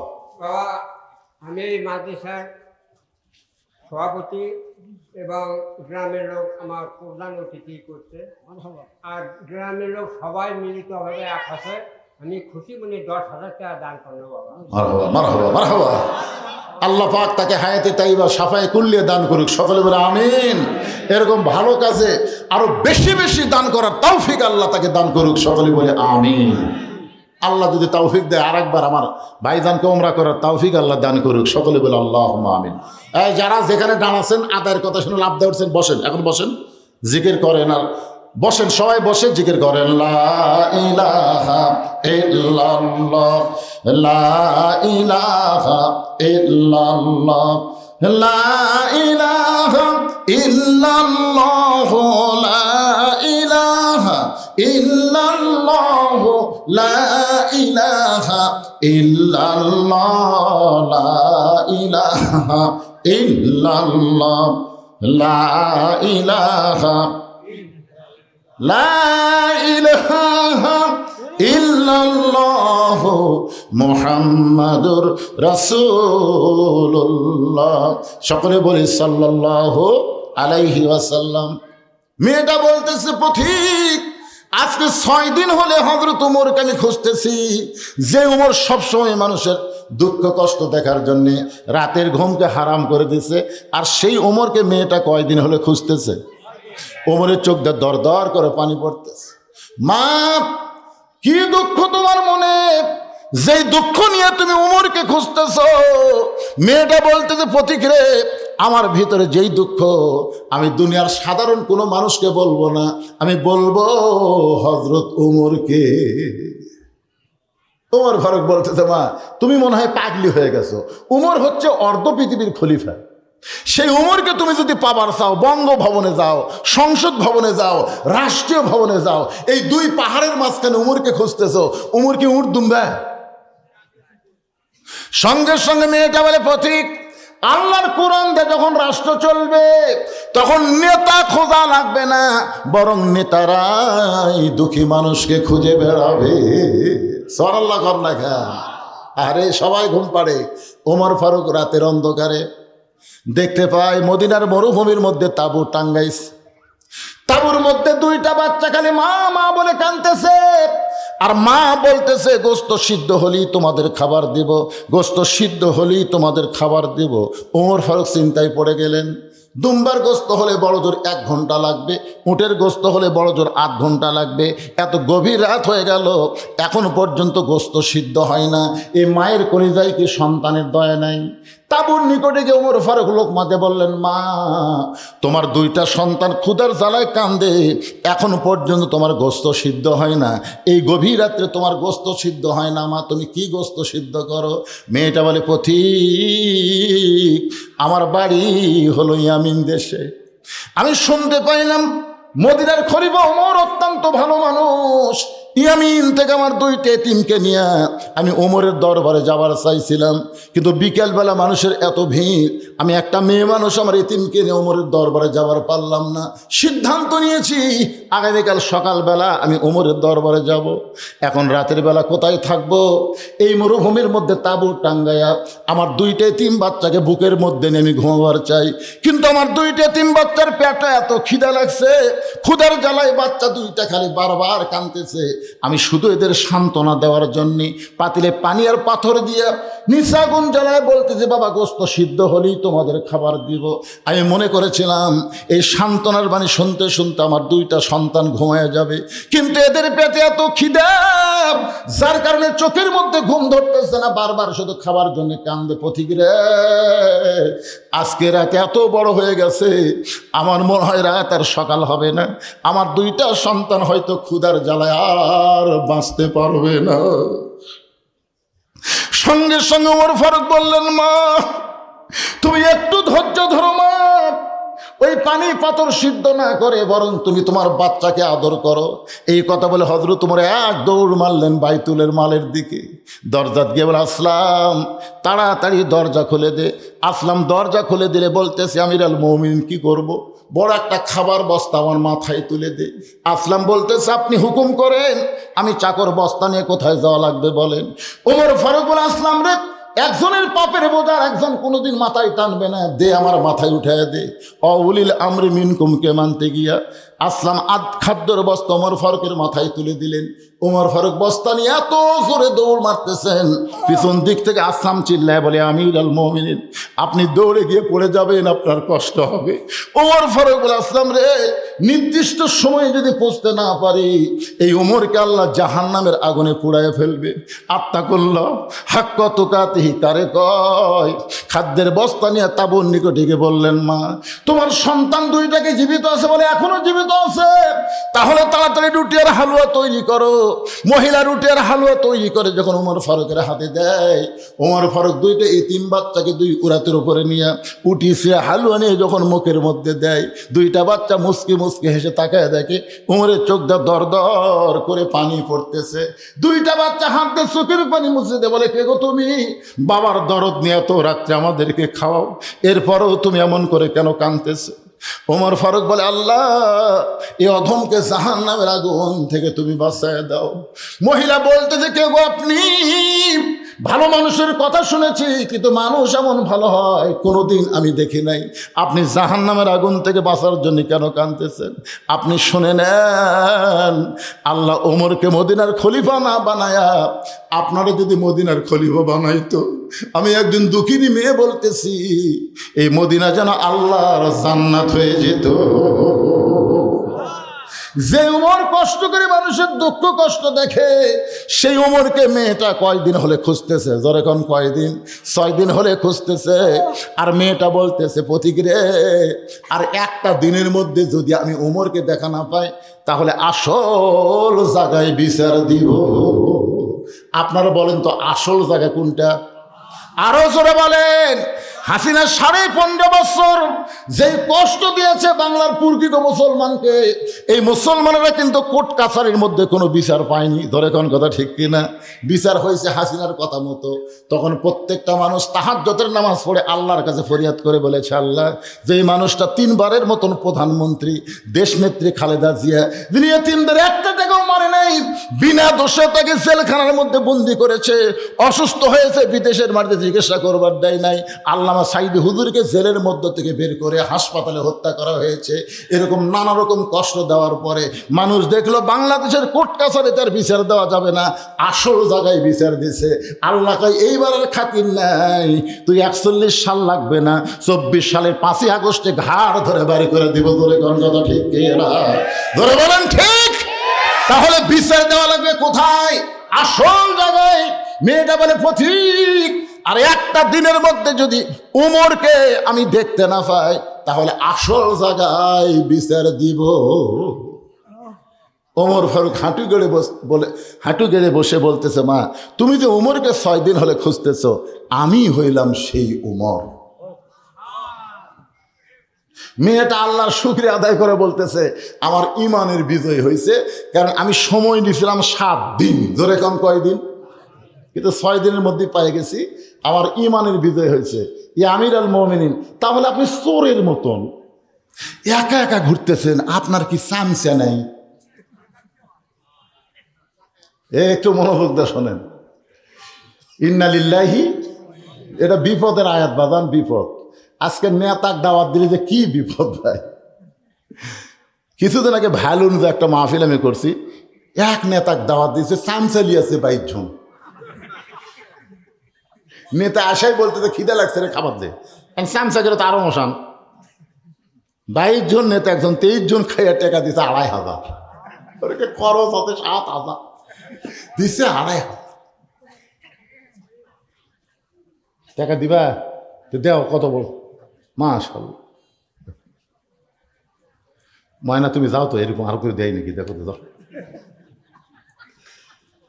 মানে কোরআন শরীফ বাবদ 500 টাকা নিয়ে যাচ্ছে, আমার কানজ পড়ছে, ওটা না লিয়ে পারি।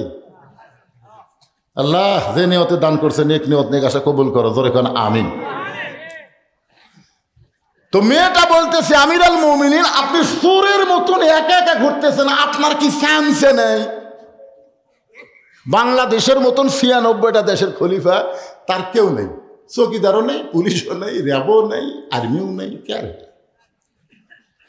আল্লাহ কোরআনে বললেন, ইন্নামাল মুমিনুনাল্লাযীনা ইযা যুকিরাল্লাহু ওয়াজিলাত কুলুবুহুম ওয়া ইযা তুলিয়াত আলাইহিম আয়াতুহু যাদাতুহুম ঈমানাও ওয়া আলা রাব্বিহিম ইয়াতাওয়াক্কালুন। কি বুঝলেন? মেয়েটা যে ওমর ফারুককে প্রশ্ন করছে, এই প্রশ্নের উত্তর এই আয়াতের মধ্যে আছে। এই আয়াতের মধ্যে আছে, আমি বলতেছি। আচ্ছা, যে কতগুলো মেয়ে মানুষ এখন এই দলে, এই মেয়ে মানুষ কোন জায়গায় বসেছে? তারা বেড়ায় কে? মানে এত রাত্রে মেয়ে মানুষ বেড়ায় কে? মরদ মানুষ মাঝে মধ্যে চাটা খাবার খায়, কিন্তু মেয়ে মানুষ কি মাঝে মধ্যে চা খায়?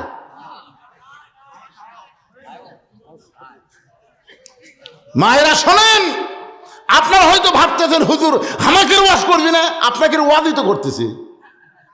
ওমর ফারুক যে মেয়েটাকে দেখে আল্লাহ প্রশংসা করলেন, এই মেয়েকে চোপা খোপা দেখে প্রশংসা করছে, আর আপাত মস্তক আল্লাহর পর্দার আইন দেখে প্রশংসা করছে কার? গভীর রাত্রে খাদিজাতুল কুবরা নবীর হাত ধরে কাঁদতেছে। রাসূল বলে, খাদিজা কান্দেন কেন? বলে, কান্দার কারণ হলো আমার 64 চলতেছে। কত চলতেছে? 64 বছর বয়স চলতেছে, যে কোনো সময় আমার মৃত্যু হবে, আমার কি কোনো খুশির খবর নাই? আল্লাহ রাসূল বলেন, খাদিজা আপনার 64 চলতেছে, আমার 50 চলতেছে। তা আপনি কি মনে করেন, আপনি আগে মরবেন না আমি আগে মরবো?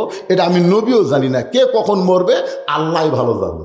খাদিজা বলতে, হুজুর বয়স হলে বেশি, বয়স একটু বেশি হলে মানুষের মধ্যে একটু ভয়ের চিন্তা আসে, জোরে কোন কথা ঠিক কিনা? তা আমাকে একটা খুশির খবর দিলেই তো আমার আর টেনশন নেই, আমার কি কোনো খুশির খবর নাই? রাসূল বলেন, খাদিজা আমার সাহাবীদের মধ্যে 10 জনকে আল্লাহ তাআলা জান্নাতের সার্টিফিকেট দিয়েছে। খাদিজা বলতে, হুজুর আমি আমার কথা শুনবার চাচ্ছি, আমি আমার কথা শুনবার চাচ্ছি হুজুর, আপনি আবার 10 জন সাহাবীর কথা বলতেছেন। রাসূল বলেন, খাদিজা শোনো, আমার সমস্ত সাহাবীরাই জান্নাতি। 10 জনকে আল্লাহ সার্টিফিকেট দিয়েছে, আর বাদ বাকি কি? রাসূল বললেন, রাদিয়াল্লাহু আনহুম ওয়া রাদু আন, যাদের পিছনে রাদিয়াল্লাহ শব্দ আছে তাদের সকলকে আল্লাহ বিনা হিসাবে জান্নাত দিয়ে দিয়েছে। খাদিজা বলতে, হুজুর আমি আমার কথা শুনবার চাচ্ছি। আসলে মেয়ে মানুষ যখন নিজের কথা শুনবার চাই, অন্য পেঁচাল পারলে মেয়েদের কিন্তু ধৈর্য কম। এতে আজকে যে সিজার শুরু হচ্ছে, এই সিজার কিন্তু খালি ধৈর্য কমের জন্য। আমাকে মায়েরা ধৈর্য ধরছে, দেখি কি হয়। কি বলবো প্রসবের কথা, মা বিনে সেই ব্যথা কেউ তো বুঝিবে না। মাজন ঠেকিয়া সন্তানের দেয়, অকালে মা মারা যায়, কেন সে মায়ের ভক্তি করো না? এমন দরদি হবে কেউ হবে না আমার মা গো। আপনার বলেন তো, নর্মালে বাচ্চা লিবার গেলে মায়েদের ধৈর্যের দরকার আছে না নাই? কিন্তু সামান্য অধৈর্য। এখন স্বামী কয়, চলো তাহলে ডাক্তার কাছে যাই। ডাক্তার বলতেছে, ভাই ভালোই করছেন রে, আল্ট্রাসাউন্ড করে দেখি একটু বেঁকা হয়ে আছে ভাই, একটু বেঁকা, মানে টাকা কামাই করা লেগেছে, কানি একটু শুকে গেছে, কি করবেন? তখন বলে, ভাই রে দরকার হলে অটো ভ্যান বেসমো, তাও বউ আমার সিজার করবো। আপনারা বলেন তো আজ থেকে 15 বছর আগে কোনো সিজারা ছিল? এইটাই, মেয়েদের একটু ধৈর্য কম। রাসূল বলেন খাদিজা 10 জন পুরুষকে আল্লাহ জান্নাতের সার্টিফিকেট দিয়েছে এবং 10 জন নারীকেও আল্লাহ জান্নাতের সার্টিফিকেট দিয়েছে। পুরুষের মধ্যে 1 নম্বর হলো আবু বকর, আর নারীদের মধ্যে 1 নম্বর হলো খাদিজাতুল কুবরা। ও যে একটা লাফালাফি করতেছে, ও যে দেখেন ফর্সা করে, এটা কার কোলত বসে আছে রে? এই কিন্তু সিজার করা, আপনি খোঁজলে দেখবেন। কারণ সিজার করা বাচ্চারা জন্মের আগেই দুনিয়াতে আসে, ডাক্তার পেট কাটা দেখে ঘুমের মধ্যে আছে। এখন কি করবে? কিন্তু ঘুম তো আর ভাঙ্গেনি, 2 দিন পরে আর ঘুম ভাঙ্গে যেত, নর্মালি হয়ে যেত। কিন্তু পেট কাটার কারণে ঘুম ভাঙেনি, তখন পেটের মধ্যে বাড়ি করে এরকম মাথার উপর একটা ঘুরান দেয়। এই ঘুরান দেওয়ার সময় মাথাতে একটা ঝাঁকি খেয়ে করে কান্দে ওঠে। ওই যে মাথার ঝাঁকি খেলো ভাই, এই মোবাইল ছাড়া ভাত খায় না, মোবাইল ছাড়ার কান্না থামে না। তবে কথা ডেকে এই সিজার করা, এরা অস্থির। কি মনে করতেছেন? কথা কি বুঝতে পারেন নাই? আজকে ভালো করে শোনেন, পীর সাহেব এখানে বসে আছে, পীর সাহেব বসে আছে। আমি বলতেছি ভালো ডাক্তার যারা, তাদের বউকে সিজার করায় না, মওলানার বাড়িতে কোনোদিন মিলাদ হয় না, আর পীরের বউ কোনোদিন মুরিদ হয় না। বিশ্বাস করেন, আপনি এটা পীর সাহেব হয়ে গেছে মাশাআল্লাহ। কারণ আমি 42 বছরের ওয়াজ করতেছি, আমার বউ আমার হুজুরি হয় না। মানে বইয়ের কাছে পীর সাহেব হওয়া যে কত বড় কষ্ট, যারা পীর সাহেব তারা বুঝতেছে। এই শোনেন, আপনারা বলেন তো মওলানাদের বাড়িতে মিলাদ হয়? অধিকাংশ পীরের বউ মুরিদ হয় না, 2-1টা ব্যতিক্রম সেটা হতে পারে। কারণ পীরের বউ জানে আমার পীর মাঝে মধ্যে মুরিদের বইয়ের দিকে তাকায়, এর হাতে মুরিদ হয়ে লাভ কি? কিন্তু সর্বপ্রথম যিনি নবীর হাতে কলেমা পড়েছেন তিনি হলেন নবীর বিবি খাদিজাতুল কুবরা। রাসূল বলেন খাদিজা পুরুষের মধ্যে 1 নম্বর জান্নাতি হলো আবু বকর, আর নারীদের মধ্যে 1 নম্বর জান্নাতি হলেন খাদিজাতুল কুবরা। মা খাদিজার সেই হাসি, রাসূল দেখতেছে খাদিজা খেলে হাসতেইছে। আল্লাহ রাসূল বলে খাদিজা এত হাসতেছেন, বলে এই খবরটা আপনি আগে দিবেন না, যে নারীদের মধ্যে আমি 1 নম্বর জান্নাতি, এই খবর আগে দিবেন না। রাসূল বলেন খাদিজা পুরুষের মধ্যে 2 নম্বর হলো উমর, 3 নম্বর ওসমান, 4 নম্বর আলী। তাহলে নারীদের মধ্যে 2 নম্বর কে হলে ভালো হয়? রাসূল কিন্তু আর রাসূল নাই, স্বামী হিসাবে খাদিজাকে জিজ্ঞাসা করতে, তাহলে নারীদের মধ্যে 2 নম্বর কে হলে ভালো হয়? খাদিজা বললেন হুজুর নারীদের মধ্যে 2 নম্বর ফাতেমা হলে ভালো হয়। আমার কলিজার টুকরা ফাতেমাকে আল্লাহ যেন 2 নম্বর জান্নাতি ঘোষণা করে। 1 নম্বর খাদিজা, 2 নম্বর ফাতেমা, 1 নম্বর আবু বকর, 2 নম্বর উমর। রাসূল বললেন খাদিজা আল্লাহ আপনাকে 4টা মেয়ে দান করেছে, আমার মাধ্যমে আল্লাহ আপনার পেট থেকে 4টা মেয়ে দিয়েছে। ধরে কোন কয়টা? একটার নাম হলো জয়নাব, একটার নাম হলো রোকেয়া, একটার নাম হলো কুলসুমা, একটার নাম হলো ফাতেমা। আপনি শুধু ফাতেমার কথা প্রথম বললেন, আর 3টা মেয়ের কথা কেন বললেন না? খাদিজা বললেন ইয়া রাসূলুল্লাহ আপনি হলেন বাবা আর আমি হলাম মা, কোন সন্তান কেমন এইটা মা জানে, এইটা কোনোদিন বাবা বলতে পারবে না। আজকে যেই সন্তানেরা রাস্তাত ঘুরতেছে, মেলাত ঘুরতেছে, এই সন্তান কেন ঘুরতেছে?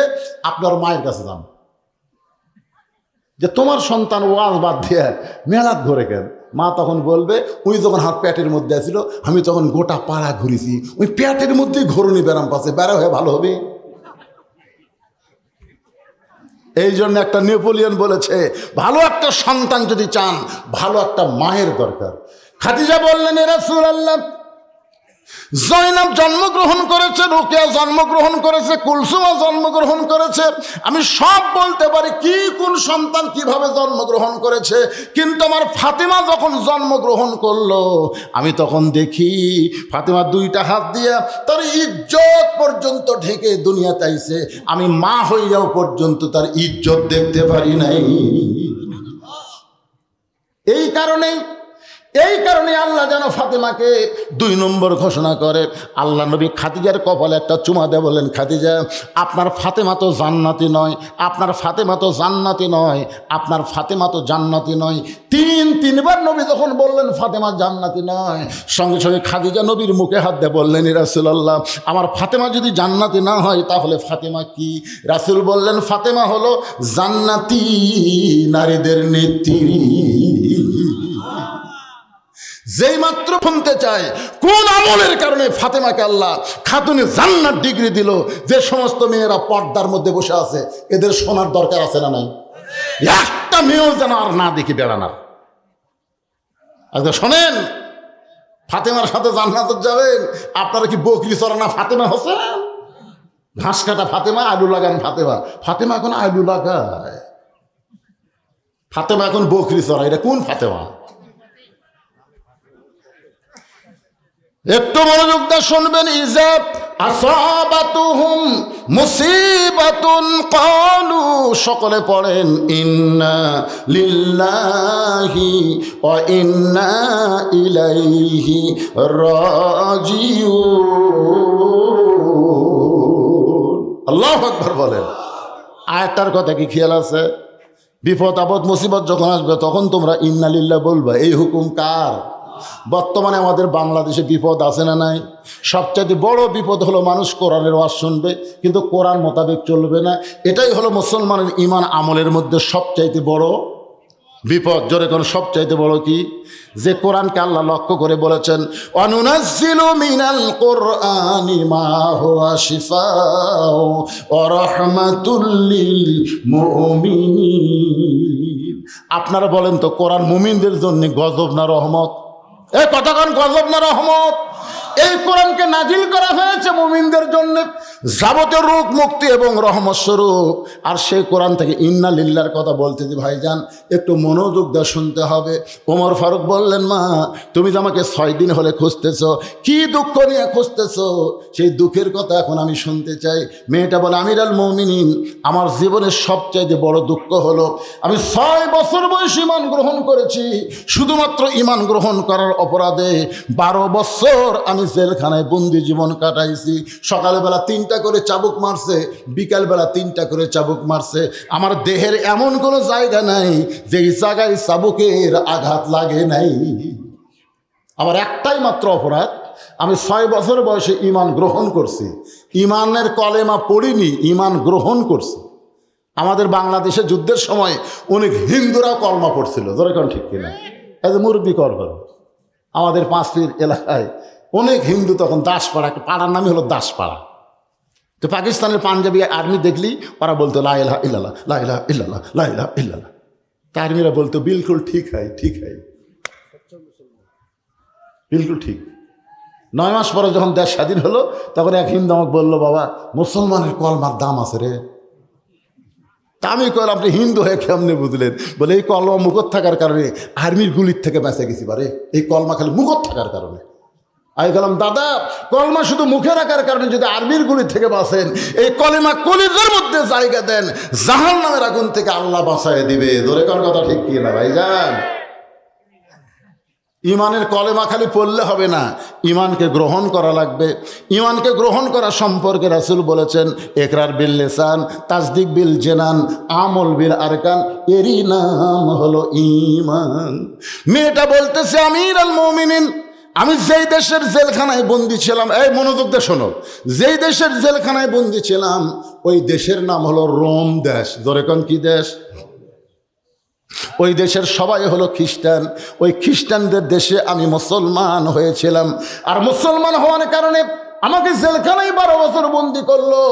আপনি যখন রোম পারস্য দখল করলেন তখন আপনি ঘোষণা করে দিলেন আল্লাহর কোরআন দিয়া যখন রাষ্ট্র চলবে ওই দেশে কোনো জেলখানা থাকবে না। আপনি জেলখানার দরজা মুক্ত করে দিলেন। আমি জেলখানা থেকে বের হয়ে আমি কোথায় যাব? আজকে 6 দিন হলে আমি আপনাকে খুঁজতেছি, কারণ আমার দাদা খ্রিস্টান, আমার বাবা খ্রিস্টান, আমি যাদের ঘরে জন্ম নিয়েছি সবাই খ্রিস্টান। এখন একজন মুমিনা নারী হয়ে খ্রিস্টানদের কারে বাড়ি যাব? কোথায় যাব? আমার যাওয়ার কোনো জায়গা নাই। এই দিন 6 দিন হলে আপনাকে খুঁজতেছি। যদি আপনাকে পাই তাহলে আপনার কাছে এই দুঃখিনী মেয়ে একটু আশ্রয় চায়। ওমর ফারুক বললেন, মা আমি তোমাকে আশ্রয় দিবার পারবো না, তবে ইসলাম তোমাকে অধিকার দিয়েছে। জোরে কর সুবহানাল্লাহ। মানুষ কোনোদিন মানুষকে আশ্রয় দিবার পারে না। আপনারা বলেন তো, ইসলামে নারীদের অধিকার আছে না নাই? এ কথা কোন আছে না নাই? আমাকে কতগুলো এখন বার হয়ে বলবে, কোরআন শরীফ যদি ক্ষমতা যায় তোমাকেও কিন্তু বাড়ির থেকে বারবার দিবি না, একের দরজা আটকে দিবি, বাড়ির থেকে বাড়ার পারবে না, মার্কেট করা যাবে না, চাকরি করা যাবে না, এ করা সে করা যাবে না, এইরকম আজে বাজে কথা বলে মেয়েদের মন ঘুরানোর চেষ্টা করবি। তোরে কর কথা ঠিক কি না? আজকে মায়েরা শোনেন, আল্লাহর কোরআনের আইন যখন চালু হবে আপনারাই সবচাইতে ন্যায্য অধিকার পাবেন। তোরে কর কথা ঠিক কি না? মেয়েদের অধিকার ইসলামে আছে না নাই? এক সময় নারীদের কোনো অধিকারই ছিল না, আল্লাহ রাসূল এসে নারীদের অধিকার দিয়েছে। আপনারা জানেন, আগে জীবন্ত মেয়েকে কবর দিত। এ ওয়াজ আপনারা শোনেননি? আমি সে ওয়াজ আজকে করতেছি না, কিন্তু শুনেছেন তো কি একটা নারীদের অবস্থা ছিল। সেখান থেকে ইসলাম এসে বলল, হুন্না লিবাসুল্লাকুম ও আনতুম লিবাসুল্লাহ হুন্না। নারী হলো স্বামীর, বিবি হলো স্বামীর পোশাক, স্বামী হলো বিবির পোশাক, মানে সমান সমান। জোরে কোন সুবহানাল্লাহ। এক সময় নারী যখন মা হবে তখন ইসলাম বলে দিল, মায়ের পায়ের তলে সন্তানের জান্নাত। সুবহানাল্লাহ কন না কেন? স্বামীর পায়ের তলে বইয়ের জান্নাত, এটা কিন্তু ভুয়া কথা। আমরা ছোটবেলায় বহু বক্তার ওয়াজ শুনছি, স্বামীর পায়ের তলে বইয়ের জান্নাত, এটা ভুয়া। কোনো মরদ মানুষের পায়ের তলে জান্নাত নেই, জান্নাত আছে মেয়ে মানুষের পায়ের তলে, সে মেয়ে যদি মা হয়। তাহলে আপনারা বলেন তো, ইসলামে মায়ের দাম বেশি না বাপের দাম বেশি? কথা কয় না, মায়ের না বাপের? মেয়ের দাম বেশি না ছেলের দাম বেশি? আল্লাহ রাসূল বলেছেন, বাজার থেকে কোনো মিষ্টি কিনলে খবরদার ছেলের হাতে দিবা না, মেয়ের হাতে দিবা। কার হাতে দিবা? এখন বাজার থেকে আপনি 6টা মিষ্টি কিনছেন, এনা মেয়ের হাতে দিচ্ছেন, মেয়ে গুনতেছে, আব্বা এক, মা এক, ভাই এক, তাহলে 3 জন। ওই মিষ্টি বাড়তিছে, আব্বু তুমি 2টা লাও, মা তুমি 2টা লাও, ভাই বলতেছে তুই 2টা লে। তখন বাপ বলতেছে, বাবা তুমি তো মিষ্টিটা 6টা ভাগ করে দিলে, আমাদের 3 জনকে তোমার খবর কি? আপনারা খালি আমার খাওয়া, আপনারা খালি আমার খাওয়া। সুবহানাল্লাহ না কেন? আপনি ভুল করে যদি ছেলের হাতে দেন, ছেলে মিষ্টির প্যাকেট খোলা বলতেছে, আব্বু বাজারে কি আর কোনো মিষ্টি নাই? এই 6টা মিষ্টি কিনছেন, এই 6টা আমারই লাগবে, এই কয়ে ওই 6 ঢেলে চলে গেছে, কাকু দেয়নি। আজকে বাপ মরে গেছে, বাপের সব সম্পত্তি বেটার হলে বুনুক দিবারই চায় না। ধরে কোন কথা ঠিক কিনা? আবার অনেক বাবা সর্বনাশ করে হজ করবার যাওয়ার সময় সব সম্পত্তি বেটাক দেয়, মেয়ে ফাঁকি দেয়। একটু মনোযোগ দিয়ে শোনেন, আল্লাহ রাসূল বলেছেন, ফাতেমা হল আমার কলিজার টুকরা, মেয়েদেরকে তোমরা সবচাইতে বেশি ভালোবাসবে, ছেলের চাইতে মেয়ের দাম বেশি। শুধু একটা জায়গায় মেয়েদের দাম কম, আর রিজালু কাওয়ামুনা আলান নিসা। আল্লাহ কোরআনে বলেছেন পুরুষেরা নারীদের উপরে থাকবে, এই একটা জায়গায় শুধু মেয়েদের দাম কম, পুরুষ থাকবে উপরে আর নারী থাকবে। কথা কয় এইটাই ওরা ধরে, এটা ধরে আর মিছিল করে, নারী পুরুষের সমান অধিকার। কি মিছিল করে না? কেরে নারী পুরুষের সমান অধিকার চাও কে? তুমি যদি মেয়ে হও তোমার অধিকার বেশি, তুমি মা হলে তোমার অধিকার বেশি। খালি একটা জায়গাতে একটু আমি ওয়াজ করতে বলেছি কি, পদ্মা নদীর চরে জ্বালানি অস্থায়ী ঘর বানাচ্ছে, অস্থায়ী ঘর চাটাই দিয়ে, ওখানে ঘর বানায়, মাছ ধরে বিক্রি করে। একদিন আল্লাহর কি কাম, উঠছে ঝড়ে খালি বালু উঠতেছে, 1-1 ঘন্টা হয় ঝড় থামে না। জেলা স্বামী বলতেছে, বউরে আমার পেশাবে লাগছে রে, কী করি? দরজা খোলা যাবে না, দরজা খুললে বালু এসে সব মেখে দেবে। ঝড় না থামার কারণে জেলা বলছে স্বামী গো, বলতেছে, ও বউ তাহলে আমি কাম করি, ঘরের মধ্যে পেশাব করি। বউ বলে, তুমি বড় মানুষ, ঘরে পেশাব করলে থাকা যাবে? স্বামী বলতে, ঝড় যে থামে না রে, খালি কিটকিট করতেছে। বউ বলে, তাহলে কাম করো, তুমি আমার কান্দর চড়ো, কান্দর চড়ে চাটাইয়ের ঘর তো, তোমার যন্ত্র মোতাবেক একটা স্যাট করো। ওই বইয়ের কান্দে ছড়ে যন্ত্র মোতাবেক স্যাত করে পেশাব করছে, আলহামদুলিল্লাহ। 1-1 ঘন্টা হয় ঝড় থামে না। বউ বলে, আমারও যে পেশাব হলো। স্বামী বলতেছে, ছিদ্র করাই আছে, তাহলে কান্দর চড়বে আর জাগা মতো কাম করবে। বউ স্বামীর কান্দর চড়ে পেশাব করে, পেশাব তো বেড়া যায় না, স্বামীর বুক ভিজা যায়। স্বামী চিল্লাবে, ওই কোন জায়গায় পেশাব করি, কোন জায়গায় পড়ে? বউ বলে, মরার স্বামী জানো না, সব জায়গায় সমান অধিকার চলে না। ধরে কোন কথা ঠিক কিনা? আপনারা বলেন তো, সব জায়গায় সমান অধিকার চলে? মসজিদের ইমামতি করবে পুরুষ মানুষ, নারীরা ইমাম হবার পারবে? জোরে কান পারবে? তাহলে মসজিদের ইমাম যদি নারী হবার না পারে, সমাজের ইমামতিও নারী করবার পারবে না। এই একটা জায়গাত মুখ বন্ধ রাখলেন কেন? হাঁ করা যাবে না? লিল্লাহে তাকবীর। ওমর ফারুক বললেন, মা এখন তোমার বয়স কত? মেয়েটা বলতে, আমিরুল মুমিনিন 6 বছর বয়স ঈমান গ্রহণ করেছি, আর 12 বছর জেলখানায় বন্দি জীবন কাটাইছি। হিসাব করে দেখলাম 6 আর 12 মিল আমার 18 বছর বয়স।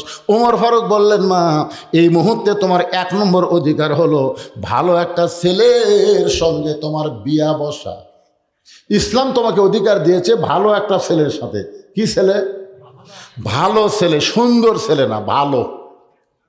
যদি ইসলাম বলতো সুন্দর একটা ছেলের সাথে বিয়া বসা, তাহলে আমার মতন কালো বউ পাওয়া খুব কঠিন হয়ে যেত। তোর কোন কথা ঠিক কিনা? কিন্তু ইসলাম কি সুন্দরের কথা কছে না ভালো কছে? ভালো। ওমর ফারুক বললেন, মা তুমি এখন ভালো ছেলে কোথায় খুঁজবে? আমার কাছে একটা ছেলের খবর আছে, দেখো তো ছেলেটা তোমার পছন্দ হয় কিনা। মেয়েটা বললেন, আমিরুল মুমিনিন তাহলে ভালো ছেলের খবর দেন। ওমর ফারুক বললেন, ছেলেটার বয়স হলো মাত্র 22 বছর। জোরে কোন কয় বছর? ছেলেটা লম্বায় হলো 6 ফুট 2 ইঞ্চি। ছেলেটার গায়ের রং হলো ফর্সা, মুখের বর্ণ হলো চাঁদের মতো সুন্দর। ছেলেটার নাম হলো আব্দুল্লাহ। ছেলেটার বাবার নাম হলো আমি অধম ওমর। ছেলেটার যোগ্যতা হলো 30 পারা কোরআনের হাফেজ। ছেলেটার যোগ্যতা হলো 6 লক্ষ হাদিসের হাফেজ। আমার আব্দুল্লাহর সঙ্গে, ওমর ফারুক বললেন, আমার আব্দুল্লাহর সঙ্গে তোমাকে বিয়েটা দিয়ে তোমাকে আমার বৌমা বানায়া আমার বাড়িতেই তোমাকে অধিকার দিবার চাই। সুবহানাল্লাহ কন না কেন? আমার আব্দুল্লাহর সঙ্গে বিয়ে দিয়া তোমাকে কি মা?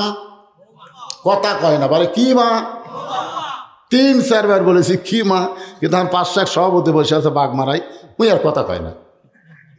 আমি বললাম, সভাপতি সাহেব আপনার সামনে সবাই বলল বেটার বউ হচ্ছে বৌমা, তা আপনি কথা কন না কেন? আপনার কি বেটা নেই? আমারও নেই। সভাপতি মনে করেন আমার দলের লোক, আমার কিন্তু বেটা নেই, আল্লাহ 3টা বেটি দিছে। তাই সভাপতি বললাম, আপনি কি আমার দলের? না হুজুর, আমার 2টা বেটা আছে, বিয়ে করাছি হুজুর। তো বৌমা কন না কেন? হুজুর কেমনে কই, আমার 2টা বেটার বই হচ্ছে বউ দজ্জাল, আমি বৌমা পাইনি হুজুর। আগে আমার বেটা খুবই ভালো আসলো, কিন্তু বিয়ে করার পর থেকে বউ যে কি কান মন্ত্র দিল, আমার বেটার বাড়িতে নেই। বেটা এখন শহরে বাসা করে বকলে থাকে। এরকম বেটা আছে না নাই? ধরে কোন আছে না নাই? অন্তাহারে বাপ মা আছে, আর বেটা বৌলি আছে বগলা শহরে, বাসা বানাছে, বৌলে উঠি থাকে। এখন বাপ মা থাকে অন্তাহারে। একদিন বাবার খুবই অসুখ, বাবা ডাক্তার দেখাতে গেছে বগুড়া পপুলারে। এত বড় ডাক্তার, ভিড় বেশি, সিরিয়াল পড়েছে রাত 9টায়। কয়টার সময়? রাত 9টার সময় ডাক্তার দেখে বাপ চিন্তা করে, এখন অন্তাহারে কেমনে যাই রে, ঘোড়া ধাপে সিএনজি আছে কি না চিন্তা করতেছে। এখন এত রাত্রে অন্তাহারে কেমনে যাই? মন বলতেছে কে তোর বেটার বাসা নেই, বেটার বাসার যা। মনের কথা মতো বেটার বাসাত গেছে। বেটার নাম হলো আব্দুল্লাহ। দরজার যে ডাকতেছে, আব্দুল্লাহ, কে রে আব্দুল্লাহ? এটা কি গ্রাম? এটা কি অন্তাহার? আপনার কিন্তু শহরের একটা ভাব আছে রে নাই?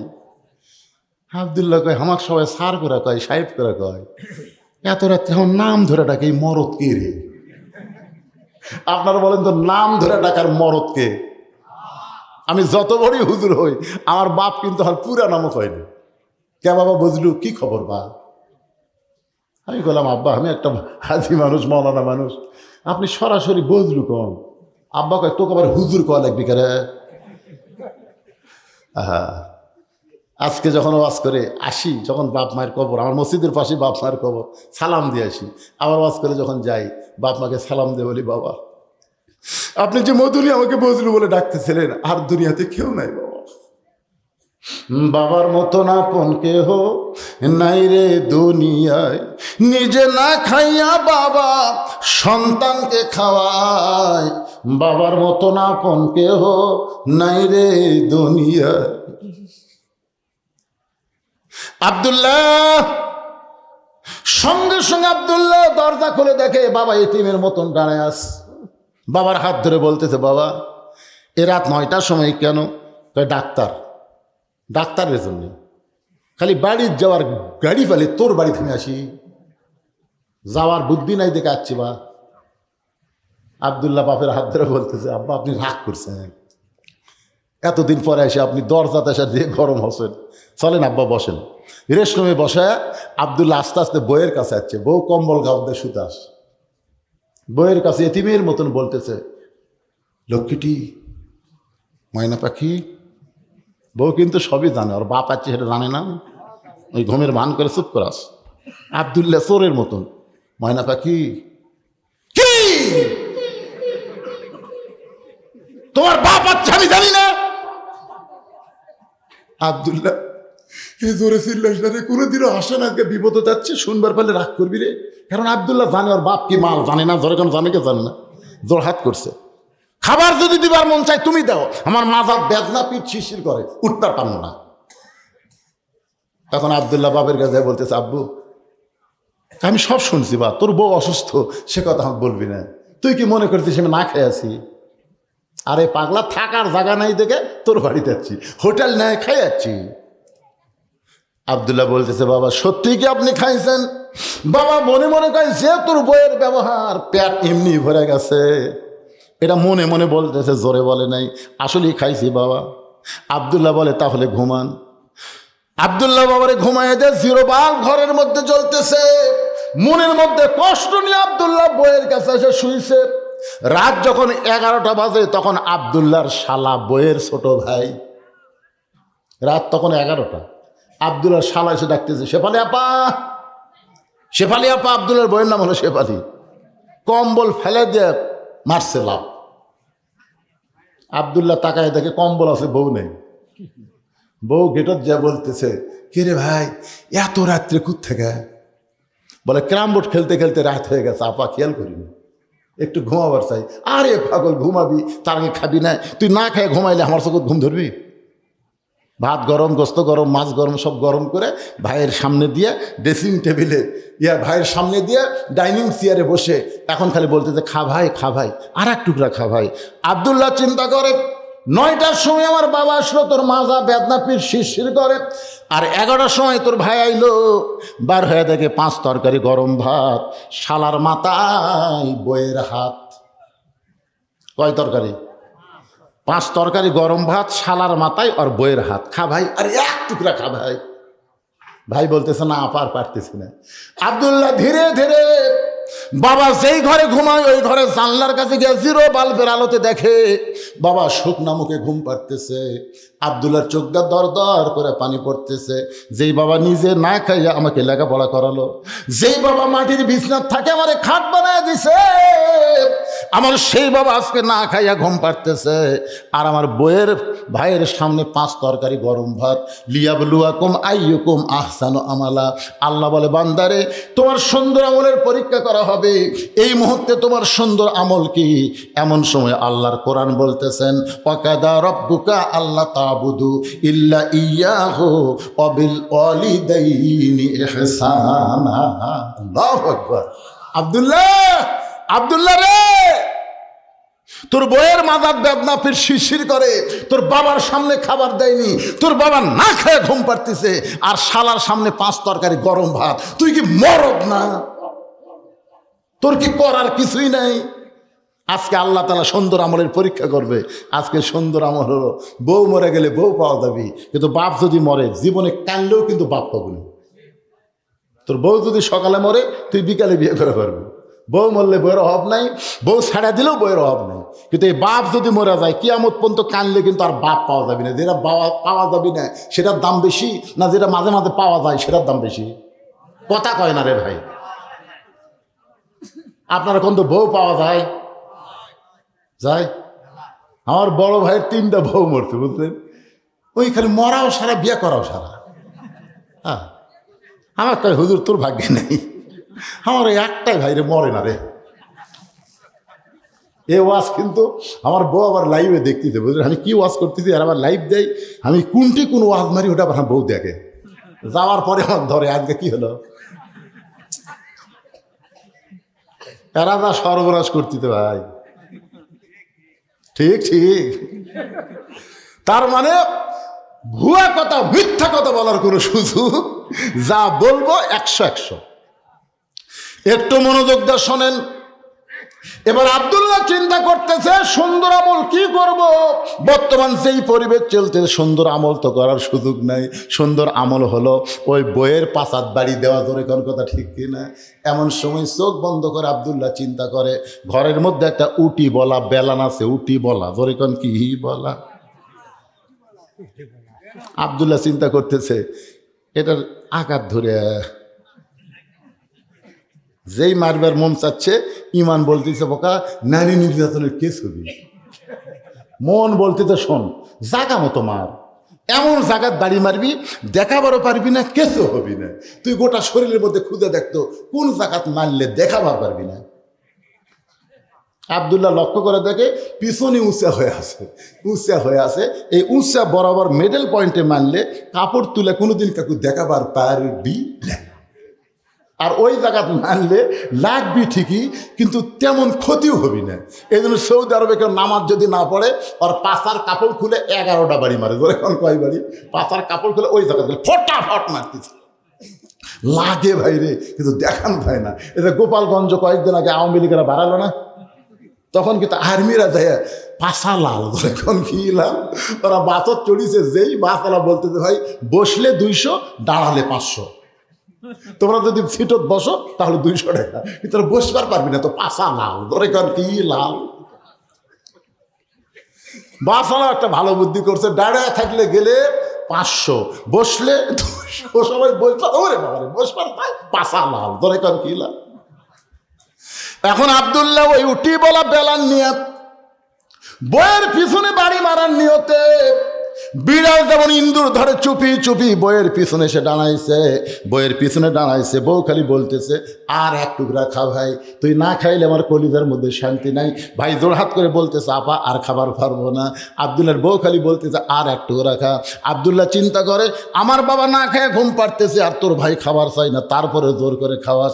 বিসমিল্লাহ করে মারছে বাড়ি, বিসমিল্লাহ করে সেই বাড়ি মারছে, শালাও দৌড় বউ দৌড়। শালা চিল্লায় বলে দুলা ভাই এই গভীর রাত্রে আমার বোনকে মারলেন কেন? আব্দুল্লাহ বলে তোর বোন আমার কে হয়? বলে আপনার বউ হয়। তাহলে আদরের বউকে কেন মারলাম? তোর বোনের জন্য আমি বাপ মাকে ত্যাগ করে শহরে বাসা বানাইছি, এত দরদ করি তোর বোনকে, সে আদরের বউকে কেন মারলাম? আয় আয়। শালা বলতেছে আমাকেও মারবেন নাকি? বলে তোকে মারবো না, তোকে একটু দেখাবার চাই। এবার শালা সাহস করে কাছে গেলেন, আব্দুল্লাহ হাত ধরে বাবা যেই ঘরে ঘুমাই ওই ঘরে জানলার কাছে নিয়ে গিয়ে বলে দেখ, তাকায় দেখতো ভিতরে কে ঘুম পাড়তেছে। শালা বলদুল্লাহ ভাই আপনার বাবা কখন আইছে? বলে 9টার সময়। তোর বোন কইল মাজা বেদনা পীর শিরশির করে, আমার বাবার সামনে খাবার দেয়নি, বাবা রাগ করে না খায় ঘুম পাড়তেছে। আর 11টার সময় তুই আইলি, তোর বোন 5 তরকারি গরম ভাত, এখন বল রে শালা বল আমার আমল কি? শালা বলতে দুলা ভাই আর একটা বাড়ি মারেন, আর একটা বাড়ি মারেন। এই মানুষের জাত না, মেয়েরা শুধু বাপ মায়ের আত্মীয় পছন্দ করে, স্বামীর আত্মীয় 2 চোখে দেখতে পারে না। কথা কন না কেন?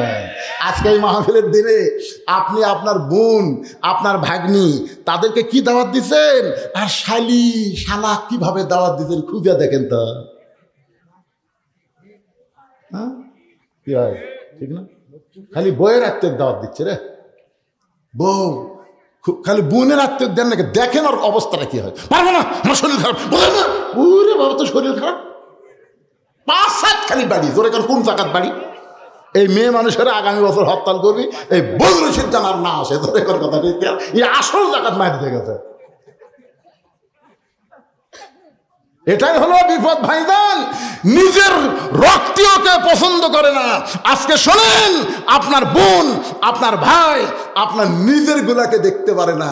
প্রত্যেকটা বইয়ের একই চরিত্র, বাপের আত্মীয় পছন্দ করে, এমনকি বাপের দেশের কুত্তাও ভালোবাসে। যেটা আমার বাপের দেশের কুত্তা রে। কোনো ফকির যদি ভিক্ষা করবো আসে, এই ফকির আমার বাপের দেশের, আমার চাচা হয় রে, ও তোর চাচা। আর শ্বশুরের ভাই আসলে কয় আপনার তো আমি চিনি না। শ্বশুরের ভাই ওখানে চিনে না, কিন্তু বাপের দেশের ফকির আর চাচা হয়। একটু মনোযোগ দিয়ে শুনবেন। রাসূল বলেন খাদিজা ফাতেমাকে খাতুনে জান্নাত ডিগ্রি দেওয়ার কারণ হলো 2টা। জোরে বলেন কয়টা? খাদিজা বলতেছে কোন কারণে আল্লাহ আমাকে বাদ দিয়ে ফাতেমাকে খাতুনে জান্নাত ডিগ্রি দিল, যতক্ষণ পর্যন্ত না বলবেন আমি আপনার হাত ছাড়ব না। আল্লাহ রাসূল বলেন খাদিজা একটু হাত ছেড়ে দাও, আমি আপনাকে দুইটা প্রশ্ন করব, দেখেন আপনি উত্তর দিবার পারেন কিনা। 1 নম্বর প্রশ্ন হলো, ও খাদিজা আপনি কত বছর বয়সে ঈমান গ্রহণ করছেন? একটু মনোযোগ দিয়ে শোনেন আমার মায়েরা যারা পর্দা আছেন, শুধু আপনার বিরুদ্ধে ওয়াজ হচ্ছে না মা, আপনার পক্ষে ওয়াজ হচ্ছে। এবার রাসূল বলে খাদিজা আপনি কত বছর বয়স ঈমান গ্রহণ করেছেন? খাদিজা বলতেছে রাসূলুল্লাহ আমি যখন ঈমান গ্রহণ করেছি তখন আমার বয়স হলো 55 বছর। আল্লাহ রাসূল বলে খাদিজা ঈমান গ্রহণ করার আগে আপনি কি ছিলেন? ঈমান গ্রহণ করার আগে আপনি কি ছিলেন? খাদিজা বলতেছে রাসূলুল্লাহ ঈমান গ্রহণ করার আগে আমি কাফির ছিলাম। রাসূল বলে খাদিজা ঈমান গ্রহণ করার আগে আপনি 55 বছর কুকুর হালে কাটাইছেন, এখন আপনি বলেন তো আপনার পেটের মেয়ে ফাতেমা কত বছর বয়সে ঈমান গ্রহণ করেছে? খাদিজা বলতেছে জান্নাতি জান্নাতি, আমার ফাতেমা জান্নাতি হয়ে জন্মগ্রহণ করেছে। আল্লাহ রাসূল বলে খাদিজা দুইটা প্রশ্নের মধ্যে একটা প্রশ্নের উত্তরে আপনি ঠকে গেলেন। এবার আসেন খাদিজা আমার 2 নম্বর প্রশ্ন হলো, খাদিজা দুনিয়ার কত পুরুষ মানুষ আপনাকে দেখেছে, আপনার নাকের সাইজ কেমন, আপনার মুখের সাইজ কেমন, আপনার দাঁতের সাইজ কেমন, এটা দুনিয়ার কত পুরুষ বলতে পারে? খাদিজা বলে রাসূলুল্লাহ 25 বছর বয়সে আপনার সঙ্গে যখন আমার বিয়ে হলো ওই সময় মক্কার সবচাইতে ধনবতী রমণী ছিলাম। এই ধনী হওয়ার পিছনে কারণ হলো আমার অনেকগুলো ব্যবসা ছিল, এই ব্যবসা চালাইতে গিয়া হাজার হাজার পুরুষের সঙ্গে আমার লেনদেন হয়েছে। খাদিজার মুখের সাইজ কেমন, দাঁতের সাইজ কেমন, গায়ের রং কেমন, এটা দুনিয়ার বহু পুরুষ বলতে পারে। আল্লাহ রাসূল বলে খাদিজা তাহলে দুনিয়ার বহু পুরুষ আপনার চেহারা, আপনার ঢপ, আপনার গায়ের রং বলতে পারে। এখন বলেন তো আপনার পেটের মেয়ে ফাতেমার চেহারা কেমন, নাকের সাইজ কেমন, মুখের সাইজ কেমন, এটা দুনিয়ার কত পুরুষ বলতে পারে? খাদিজা বলতে পর্দানিশী আমার ফাতেমা জন্মসূত্রে পর্দার মধ্যে জন্ম নিয়েছে। আল্লাহ রাসূল বলে খাদিজা আপনি মা হয়ে ফাতেমার জন্ম পর্দার মধ্যে দেখেছেন, কিন্তু আমি বাবা আল্লাহর নবী হয়ে বলতেছি ফাতেমা শুধু পর্দার মধ্যে জন্ম নেবে না, ফাতেমা পর্দার মধ্যে বড় হবে, ফাতেমা পর্দার ভিতরে এই দুনিয়া থেকে বিদায় নেবে। গভীর রাত্রে হযরত আলী ফাতেমাকে দাফন করতেছে জান্নাতুল বাকির মধ্যে। দাফন করার পরে আল্লাহকে বলতেছে আল্লাহ দুনিয়ার পর্দা বেশি ফাতেমাকে আমি গভীর রাত্রে কবর দিয়া তোমার কাছে বলি ফাতেমার পর্দাকে কবুল করে নাও। এ দোয়া করার পরে তাকায় দেখে সামনে কয়েকটা পুরাতন কবর দেখা যায়।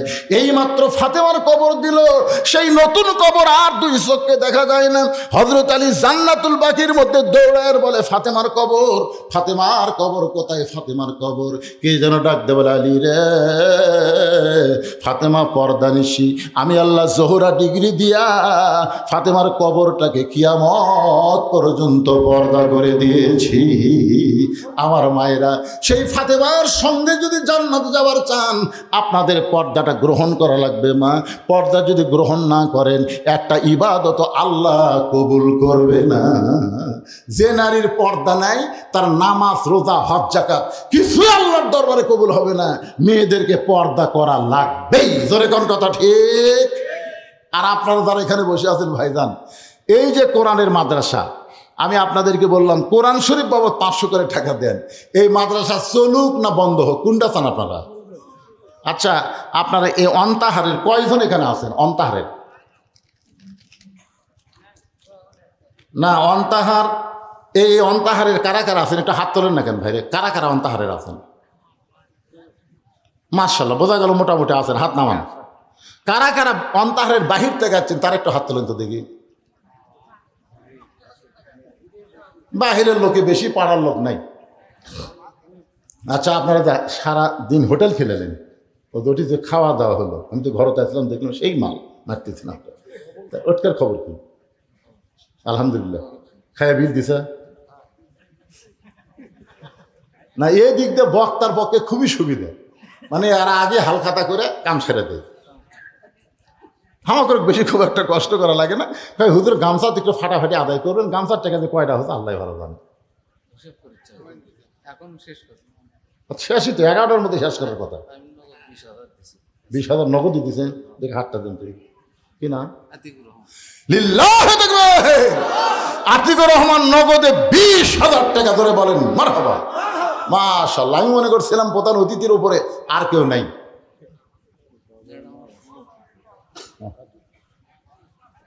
আপনি দোয়া করেন হুজুর।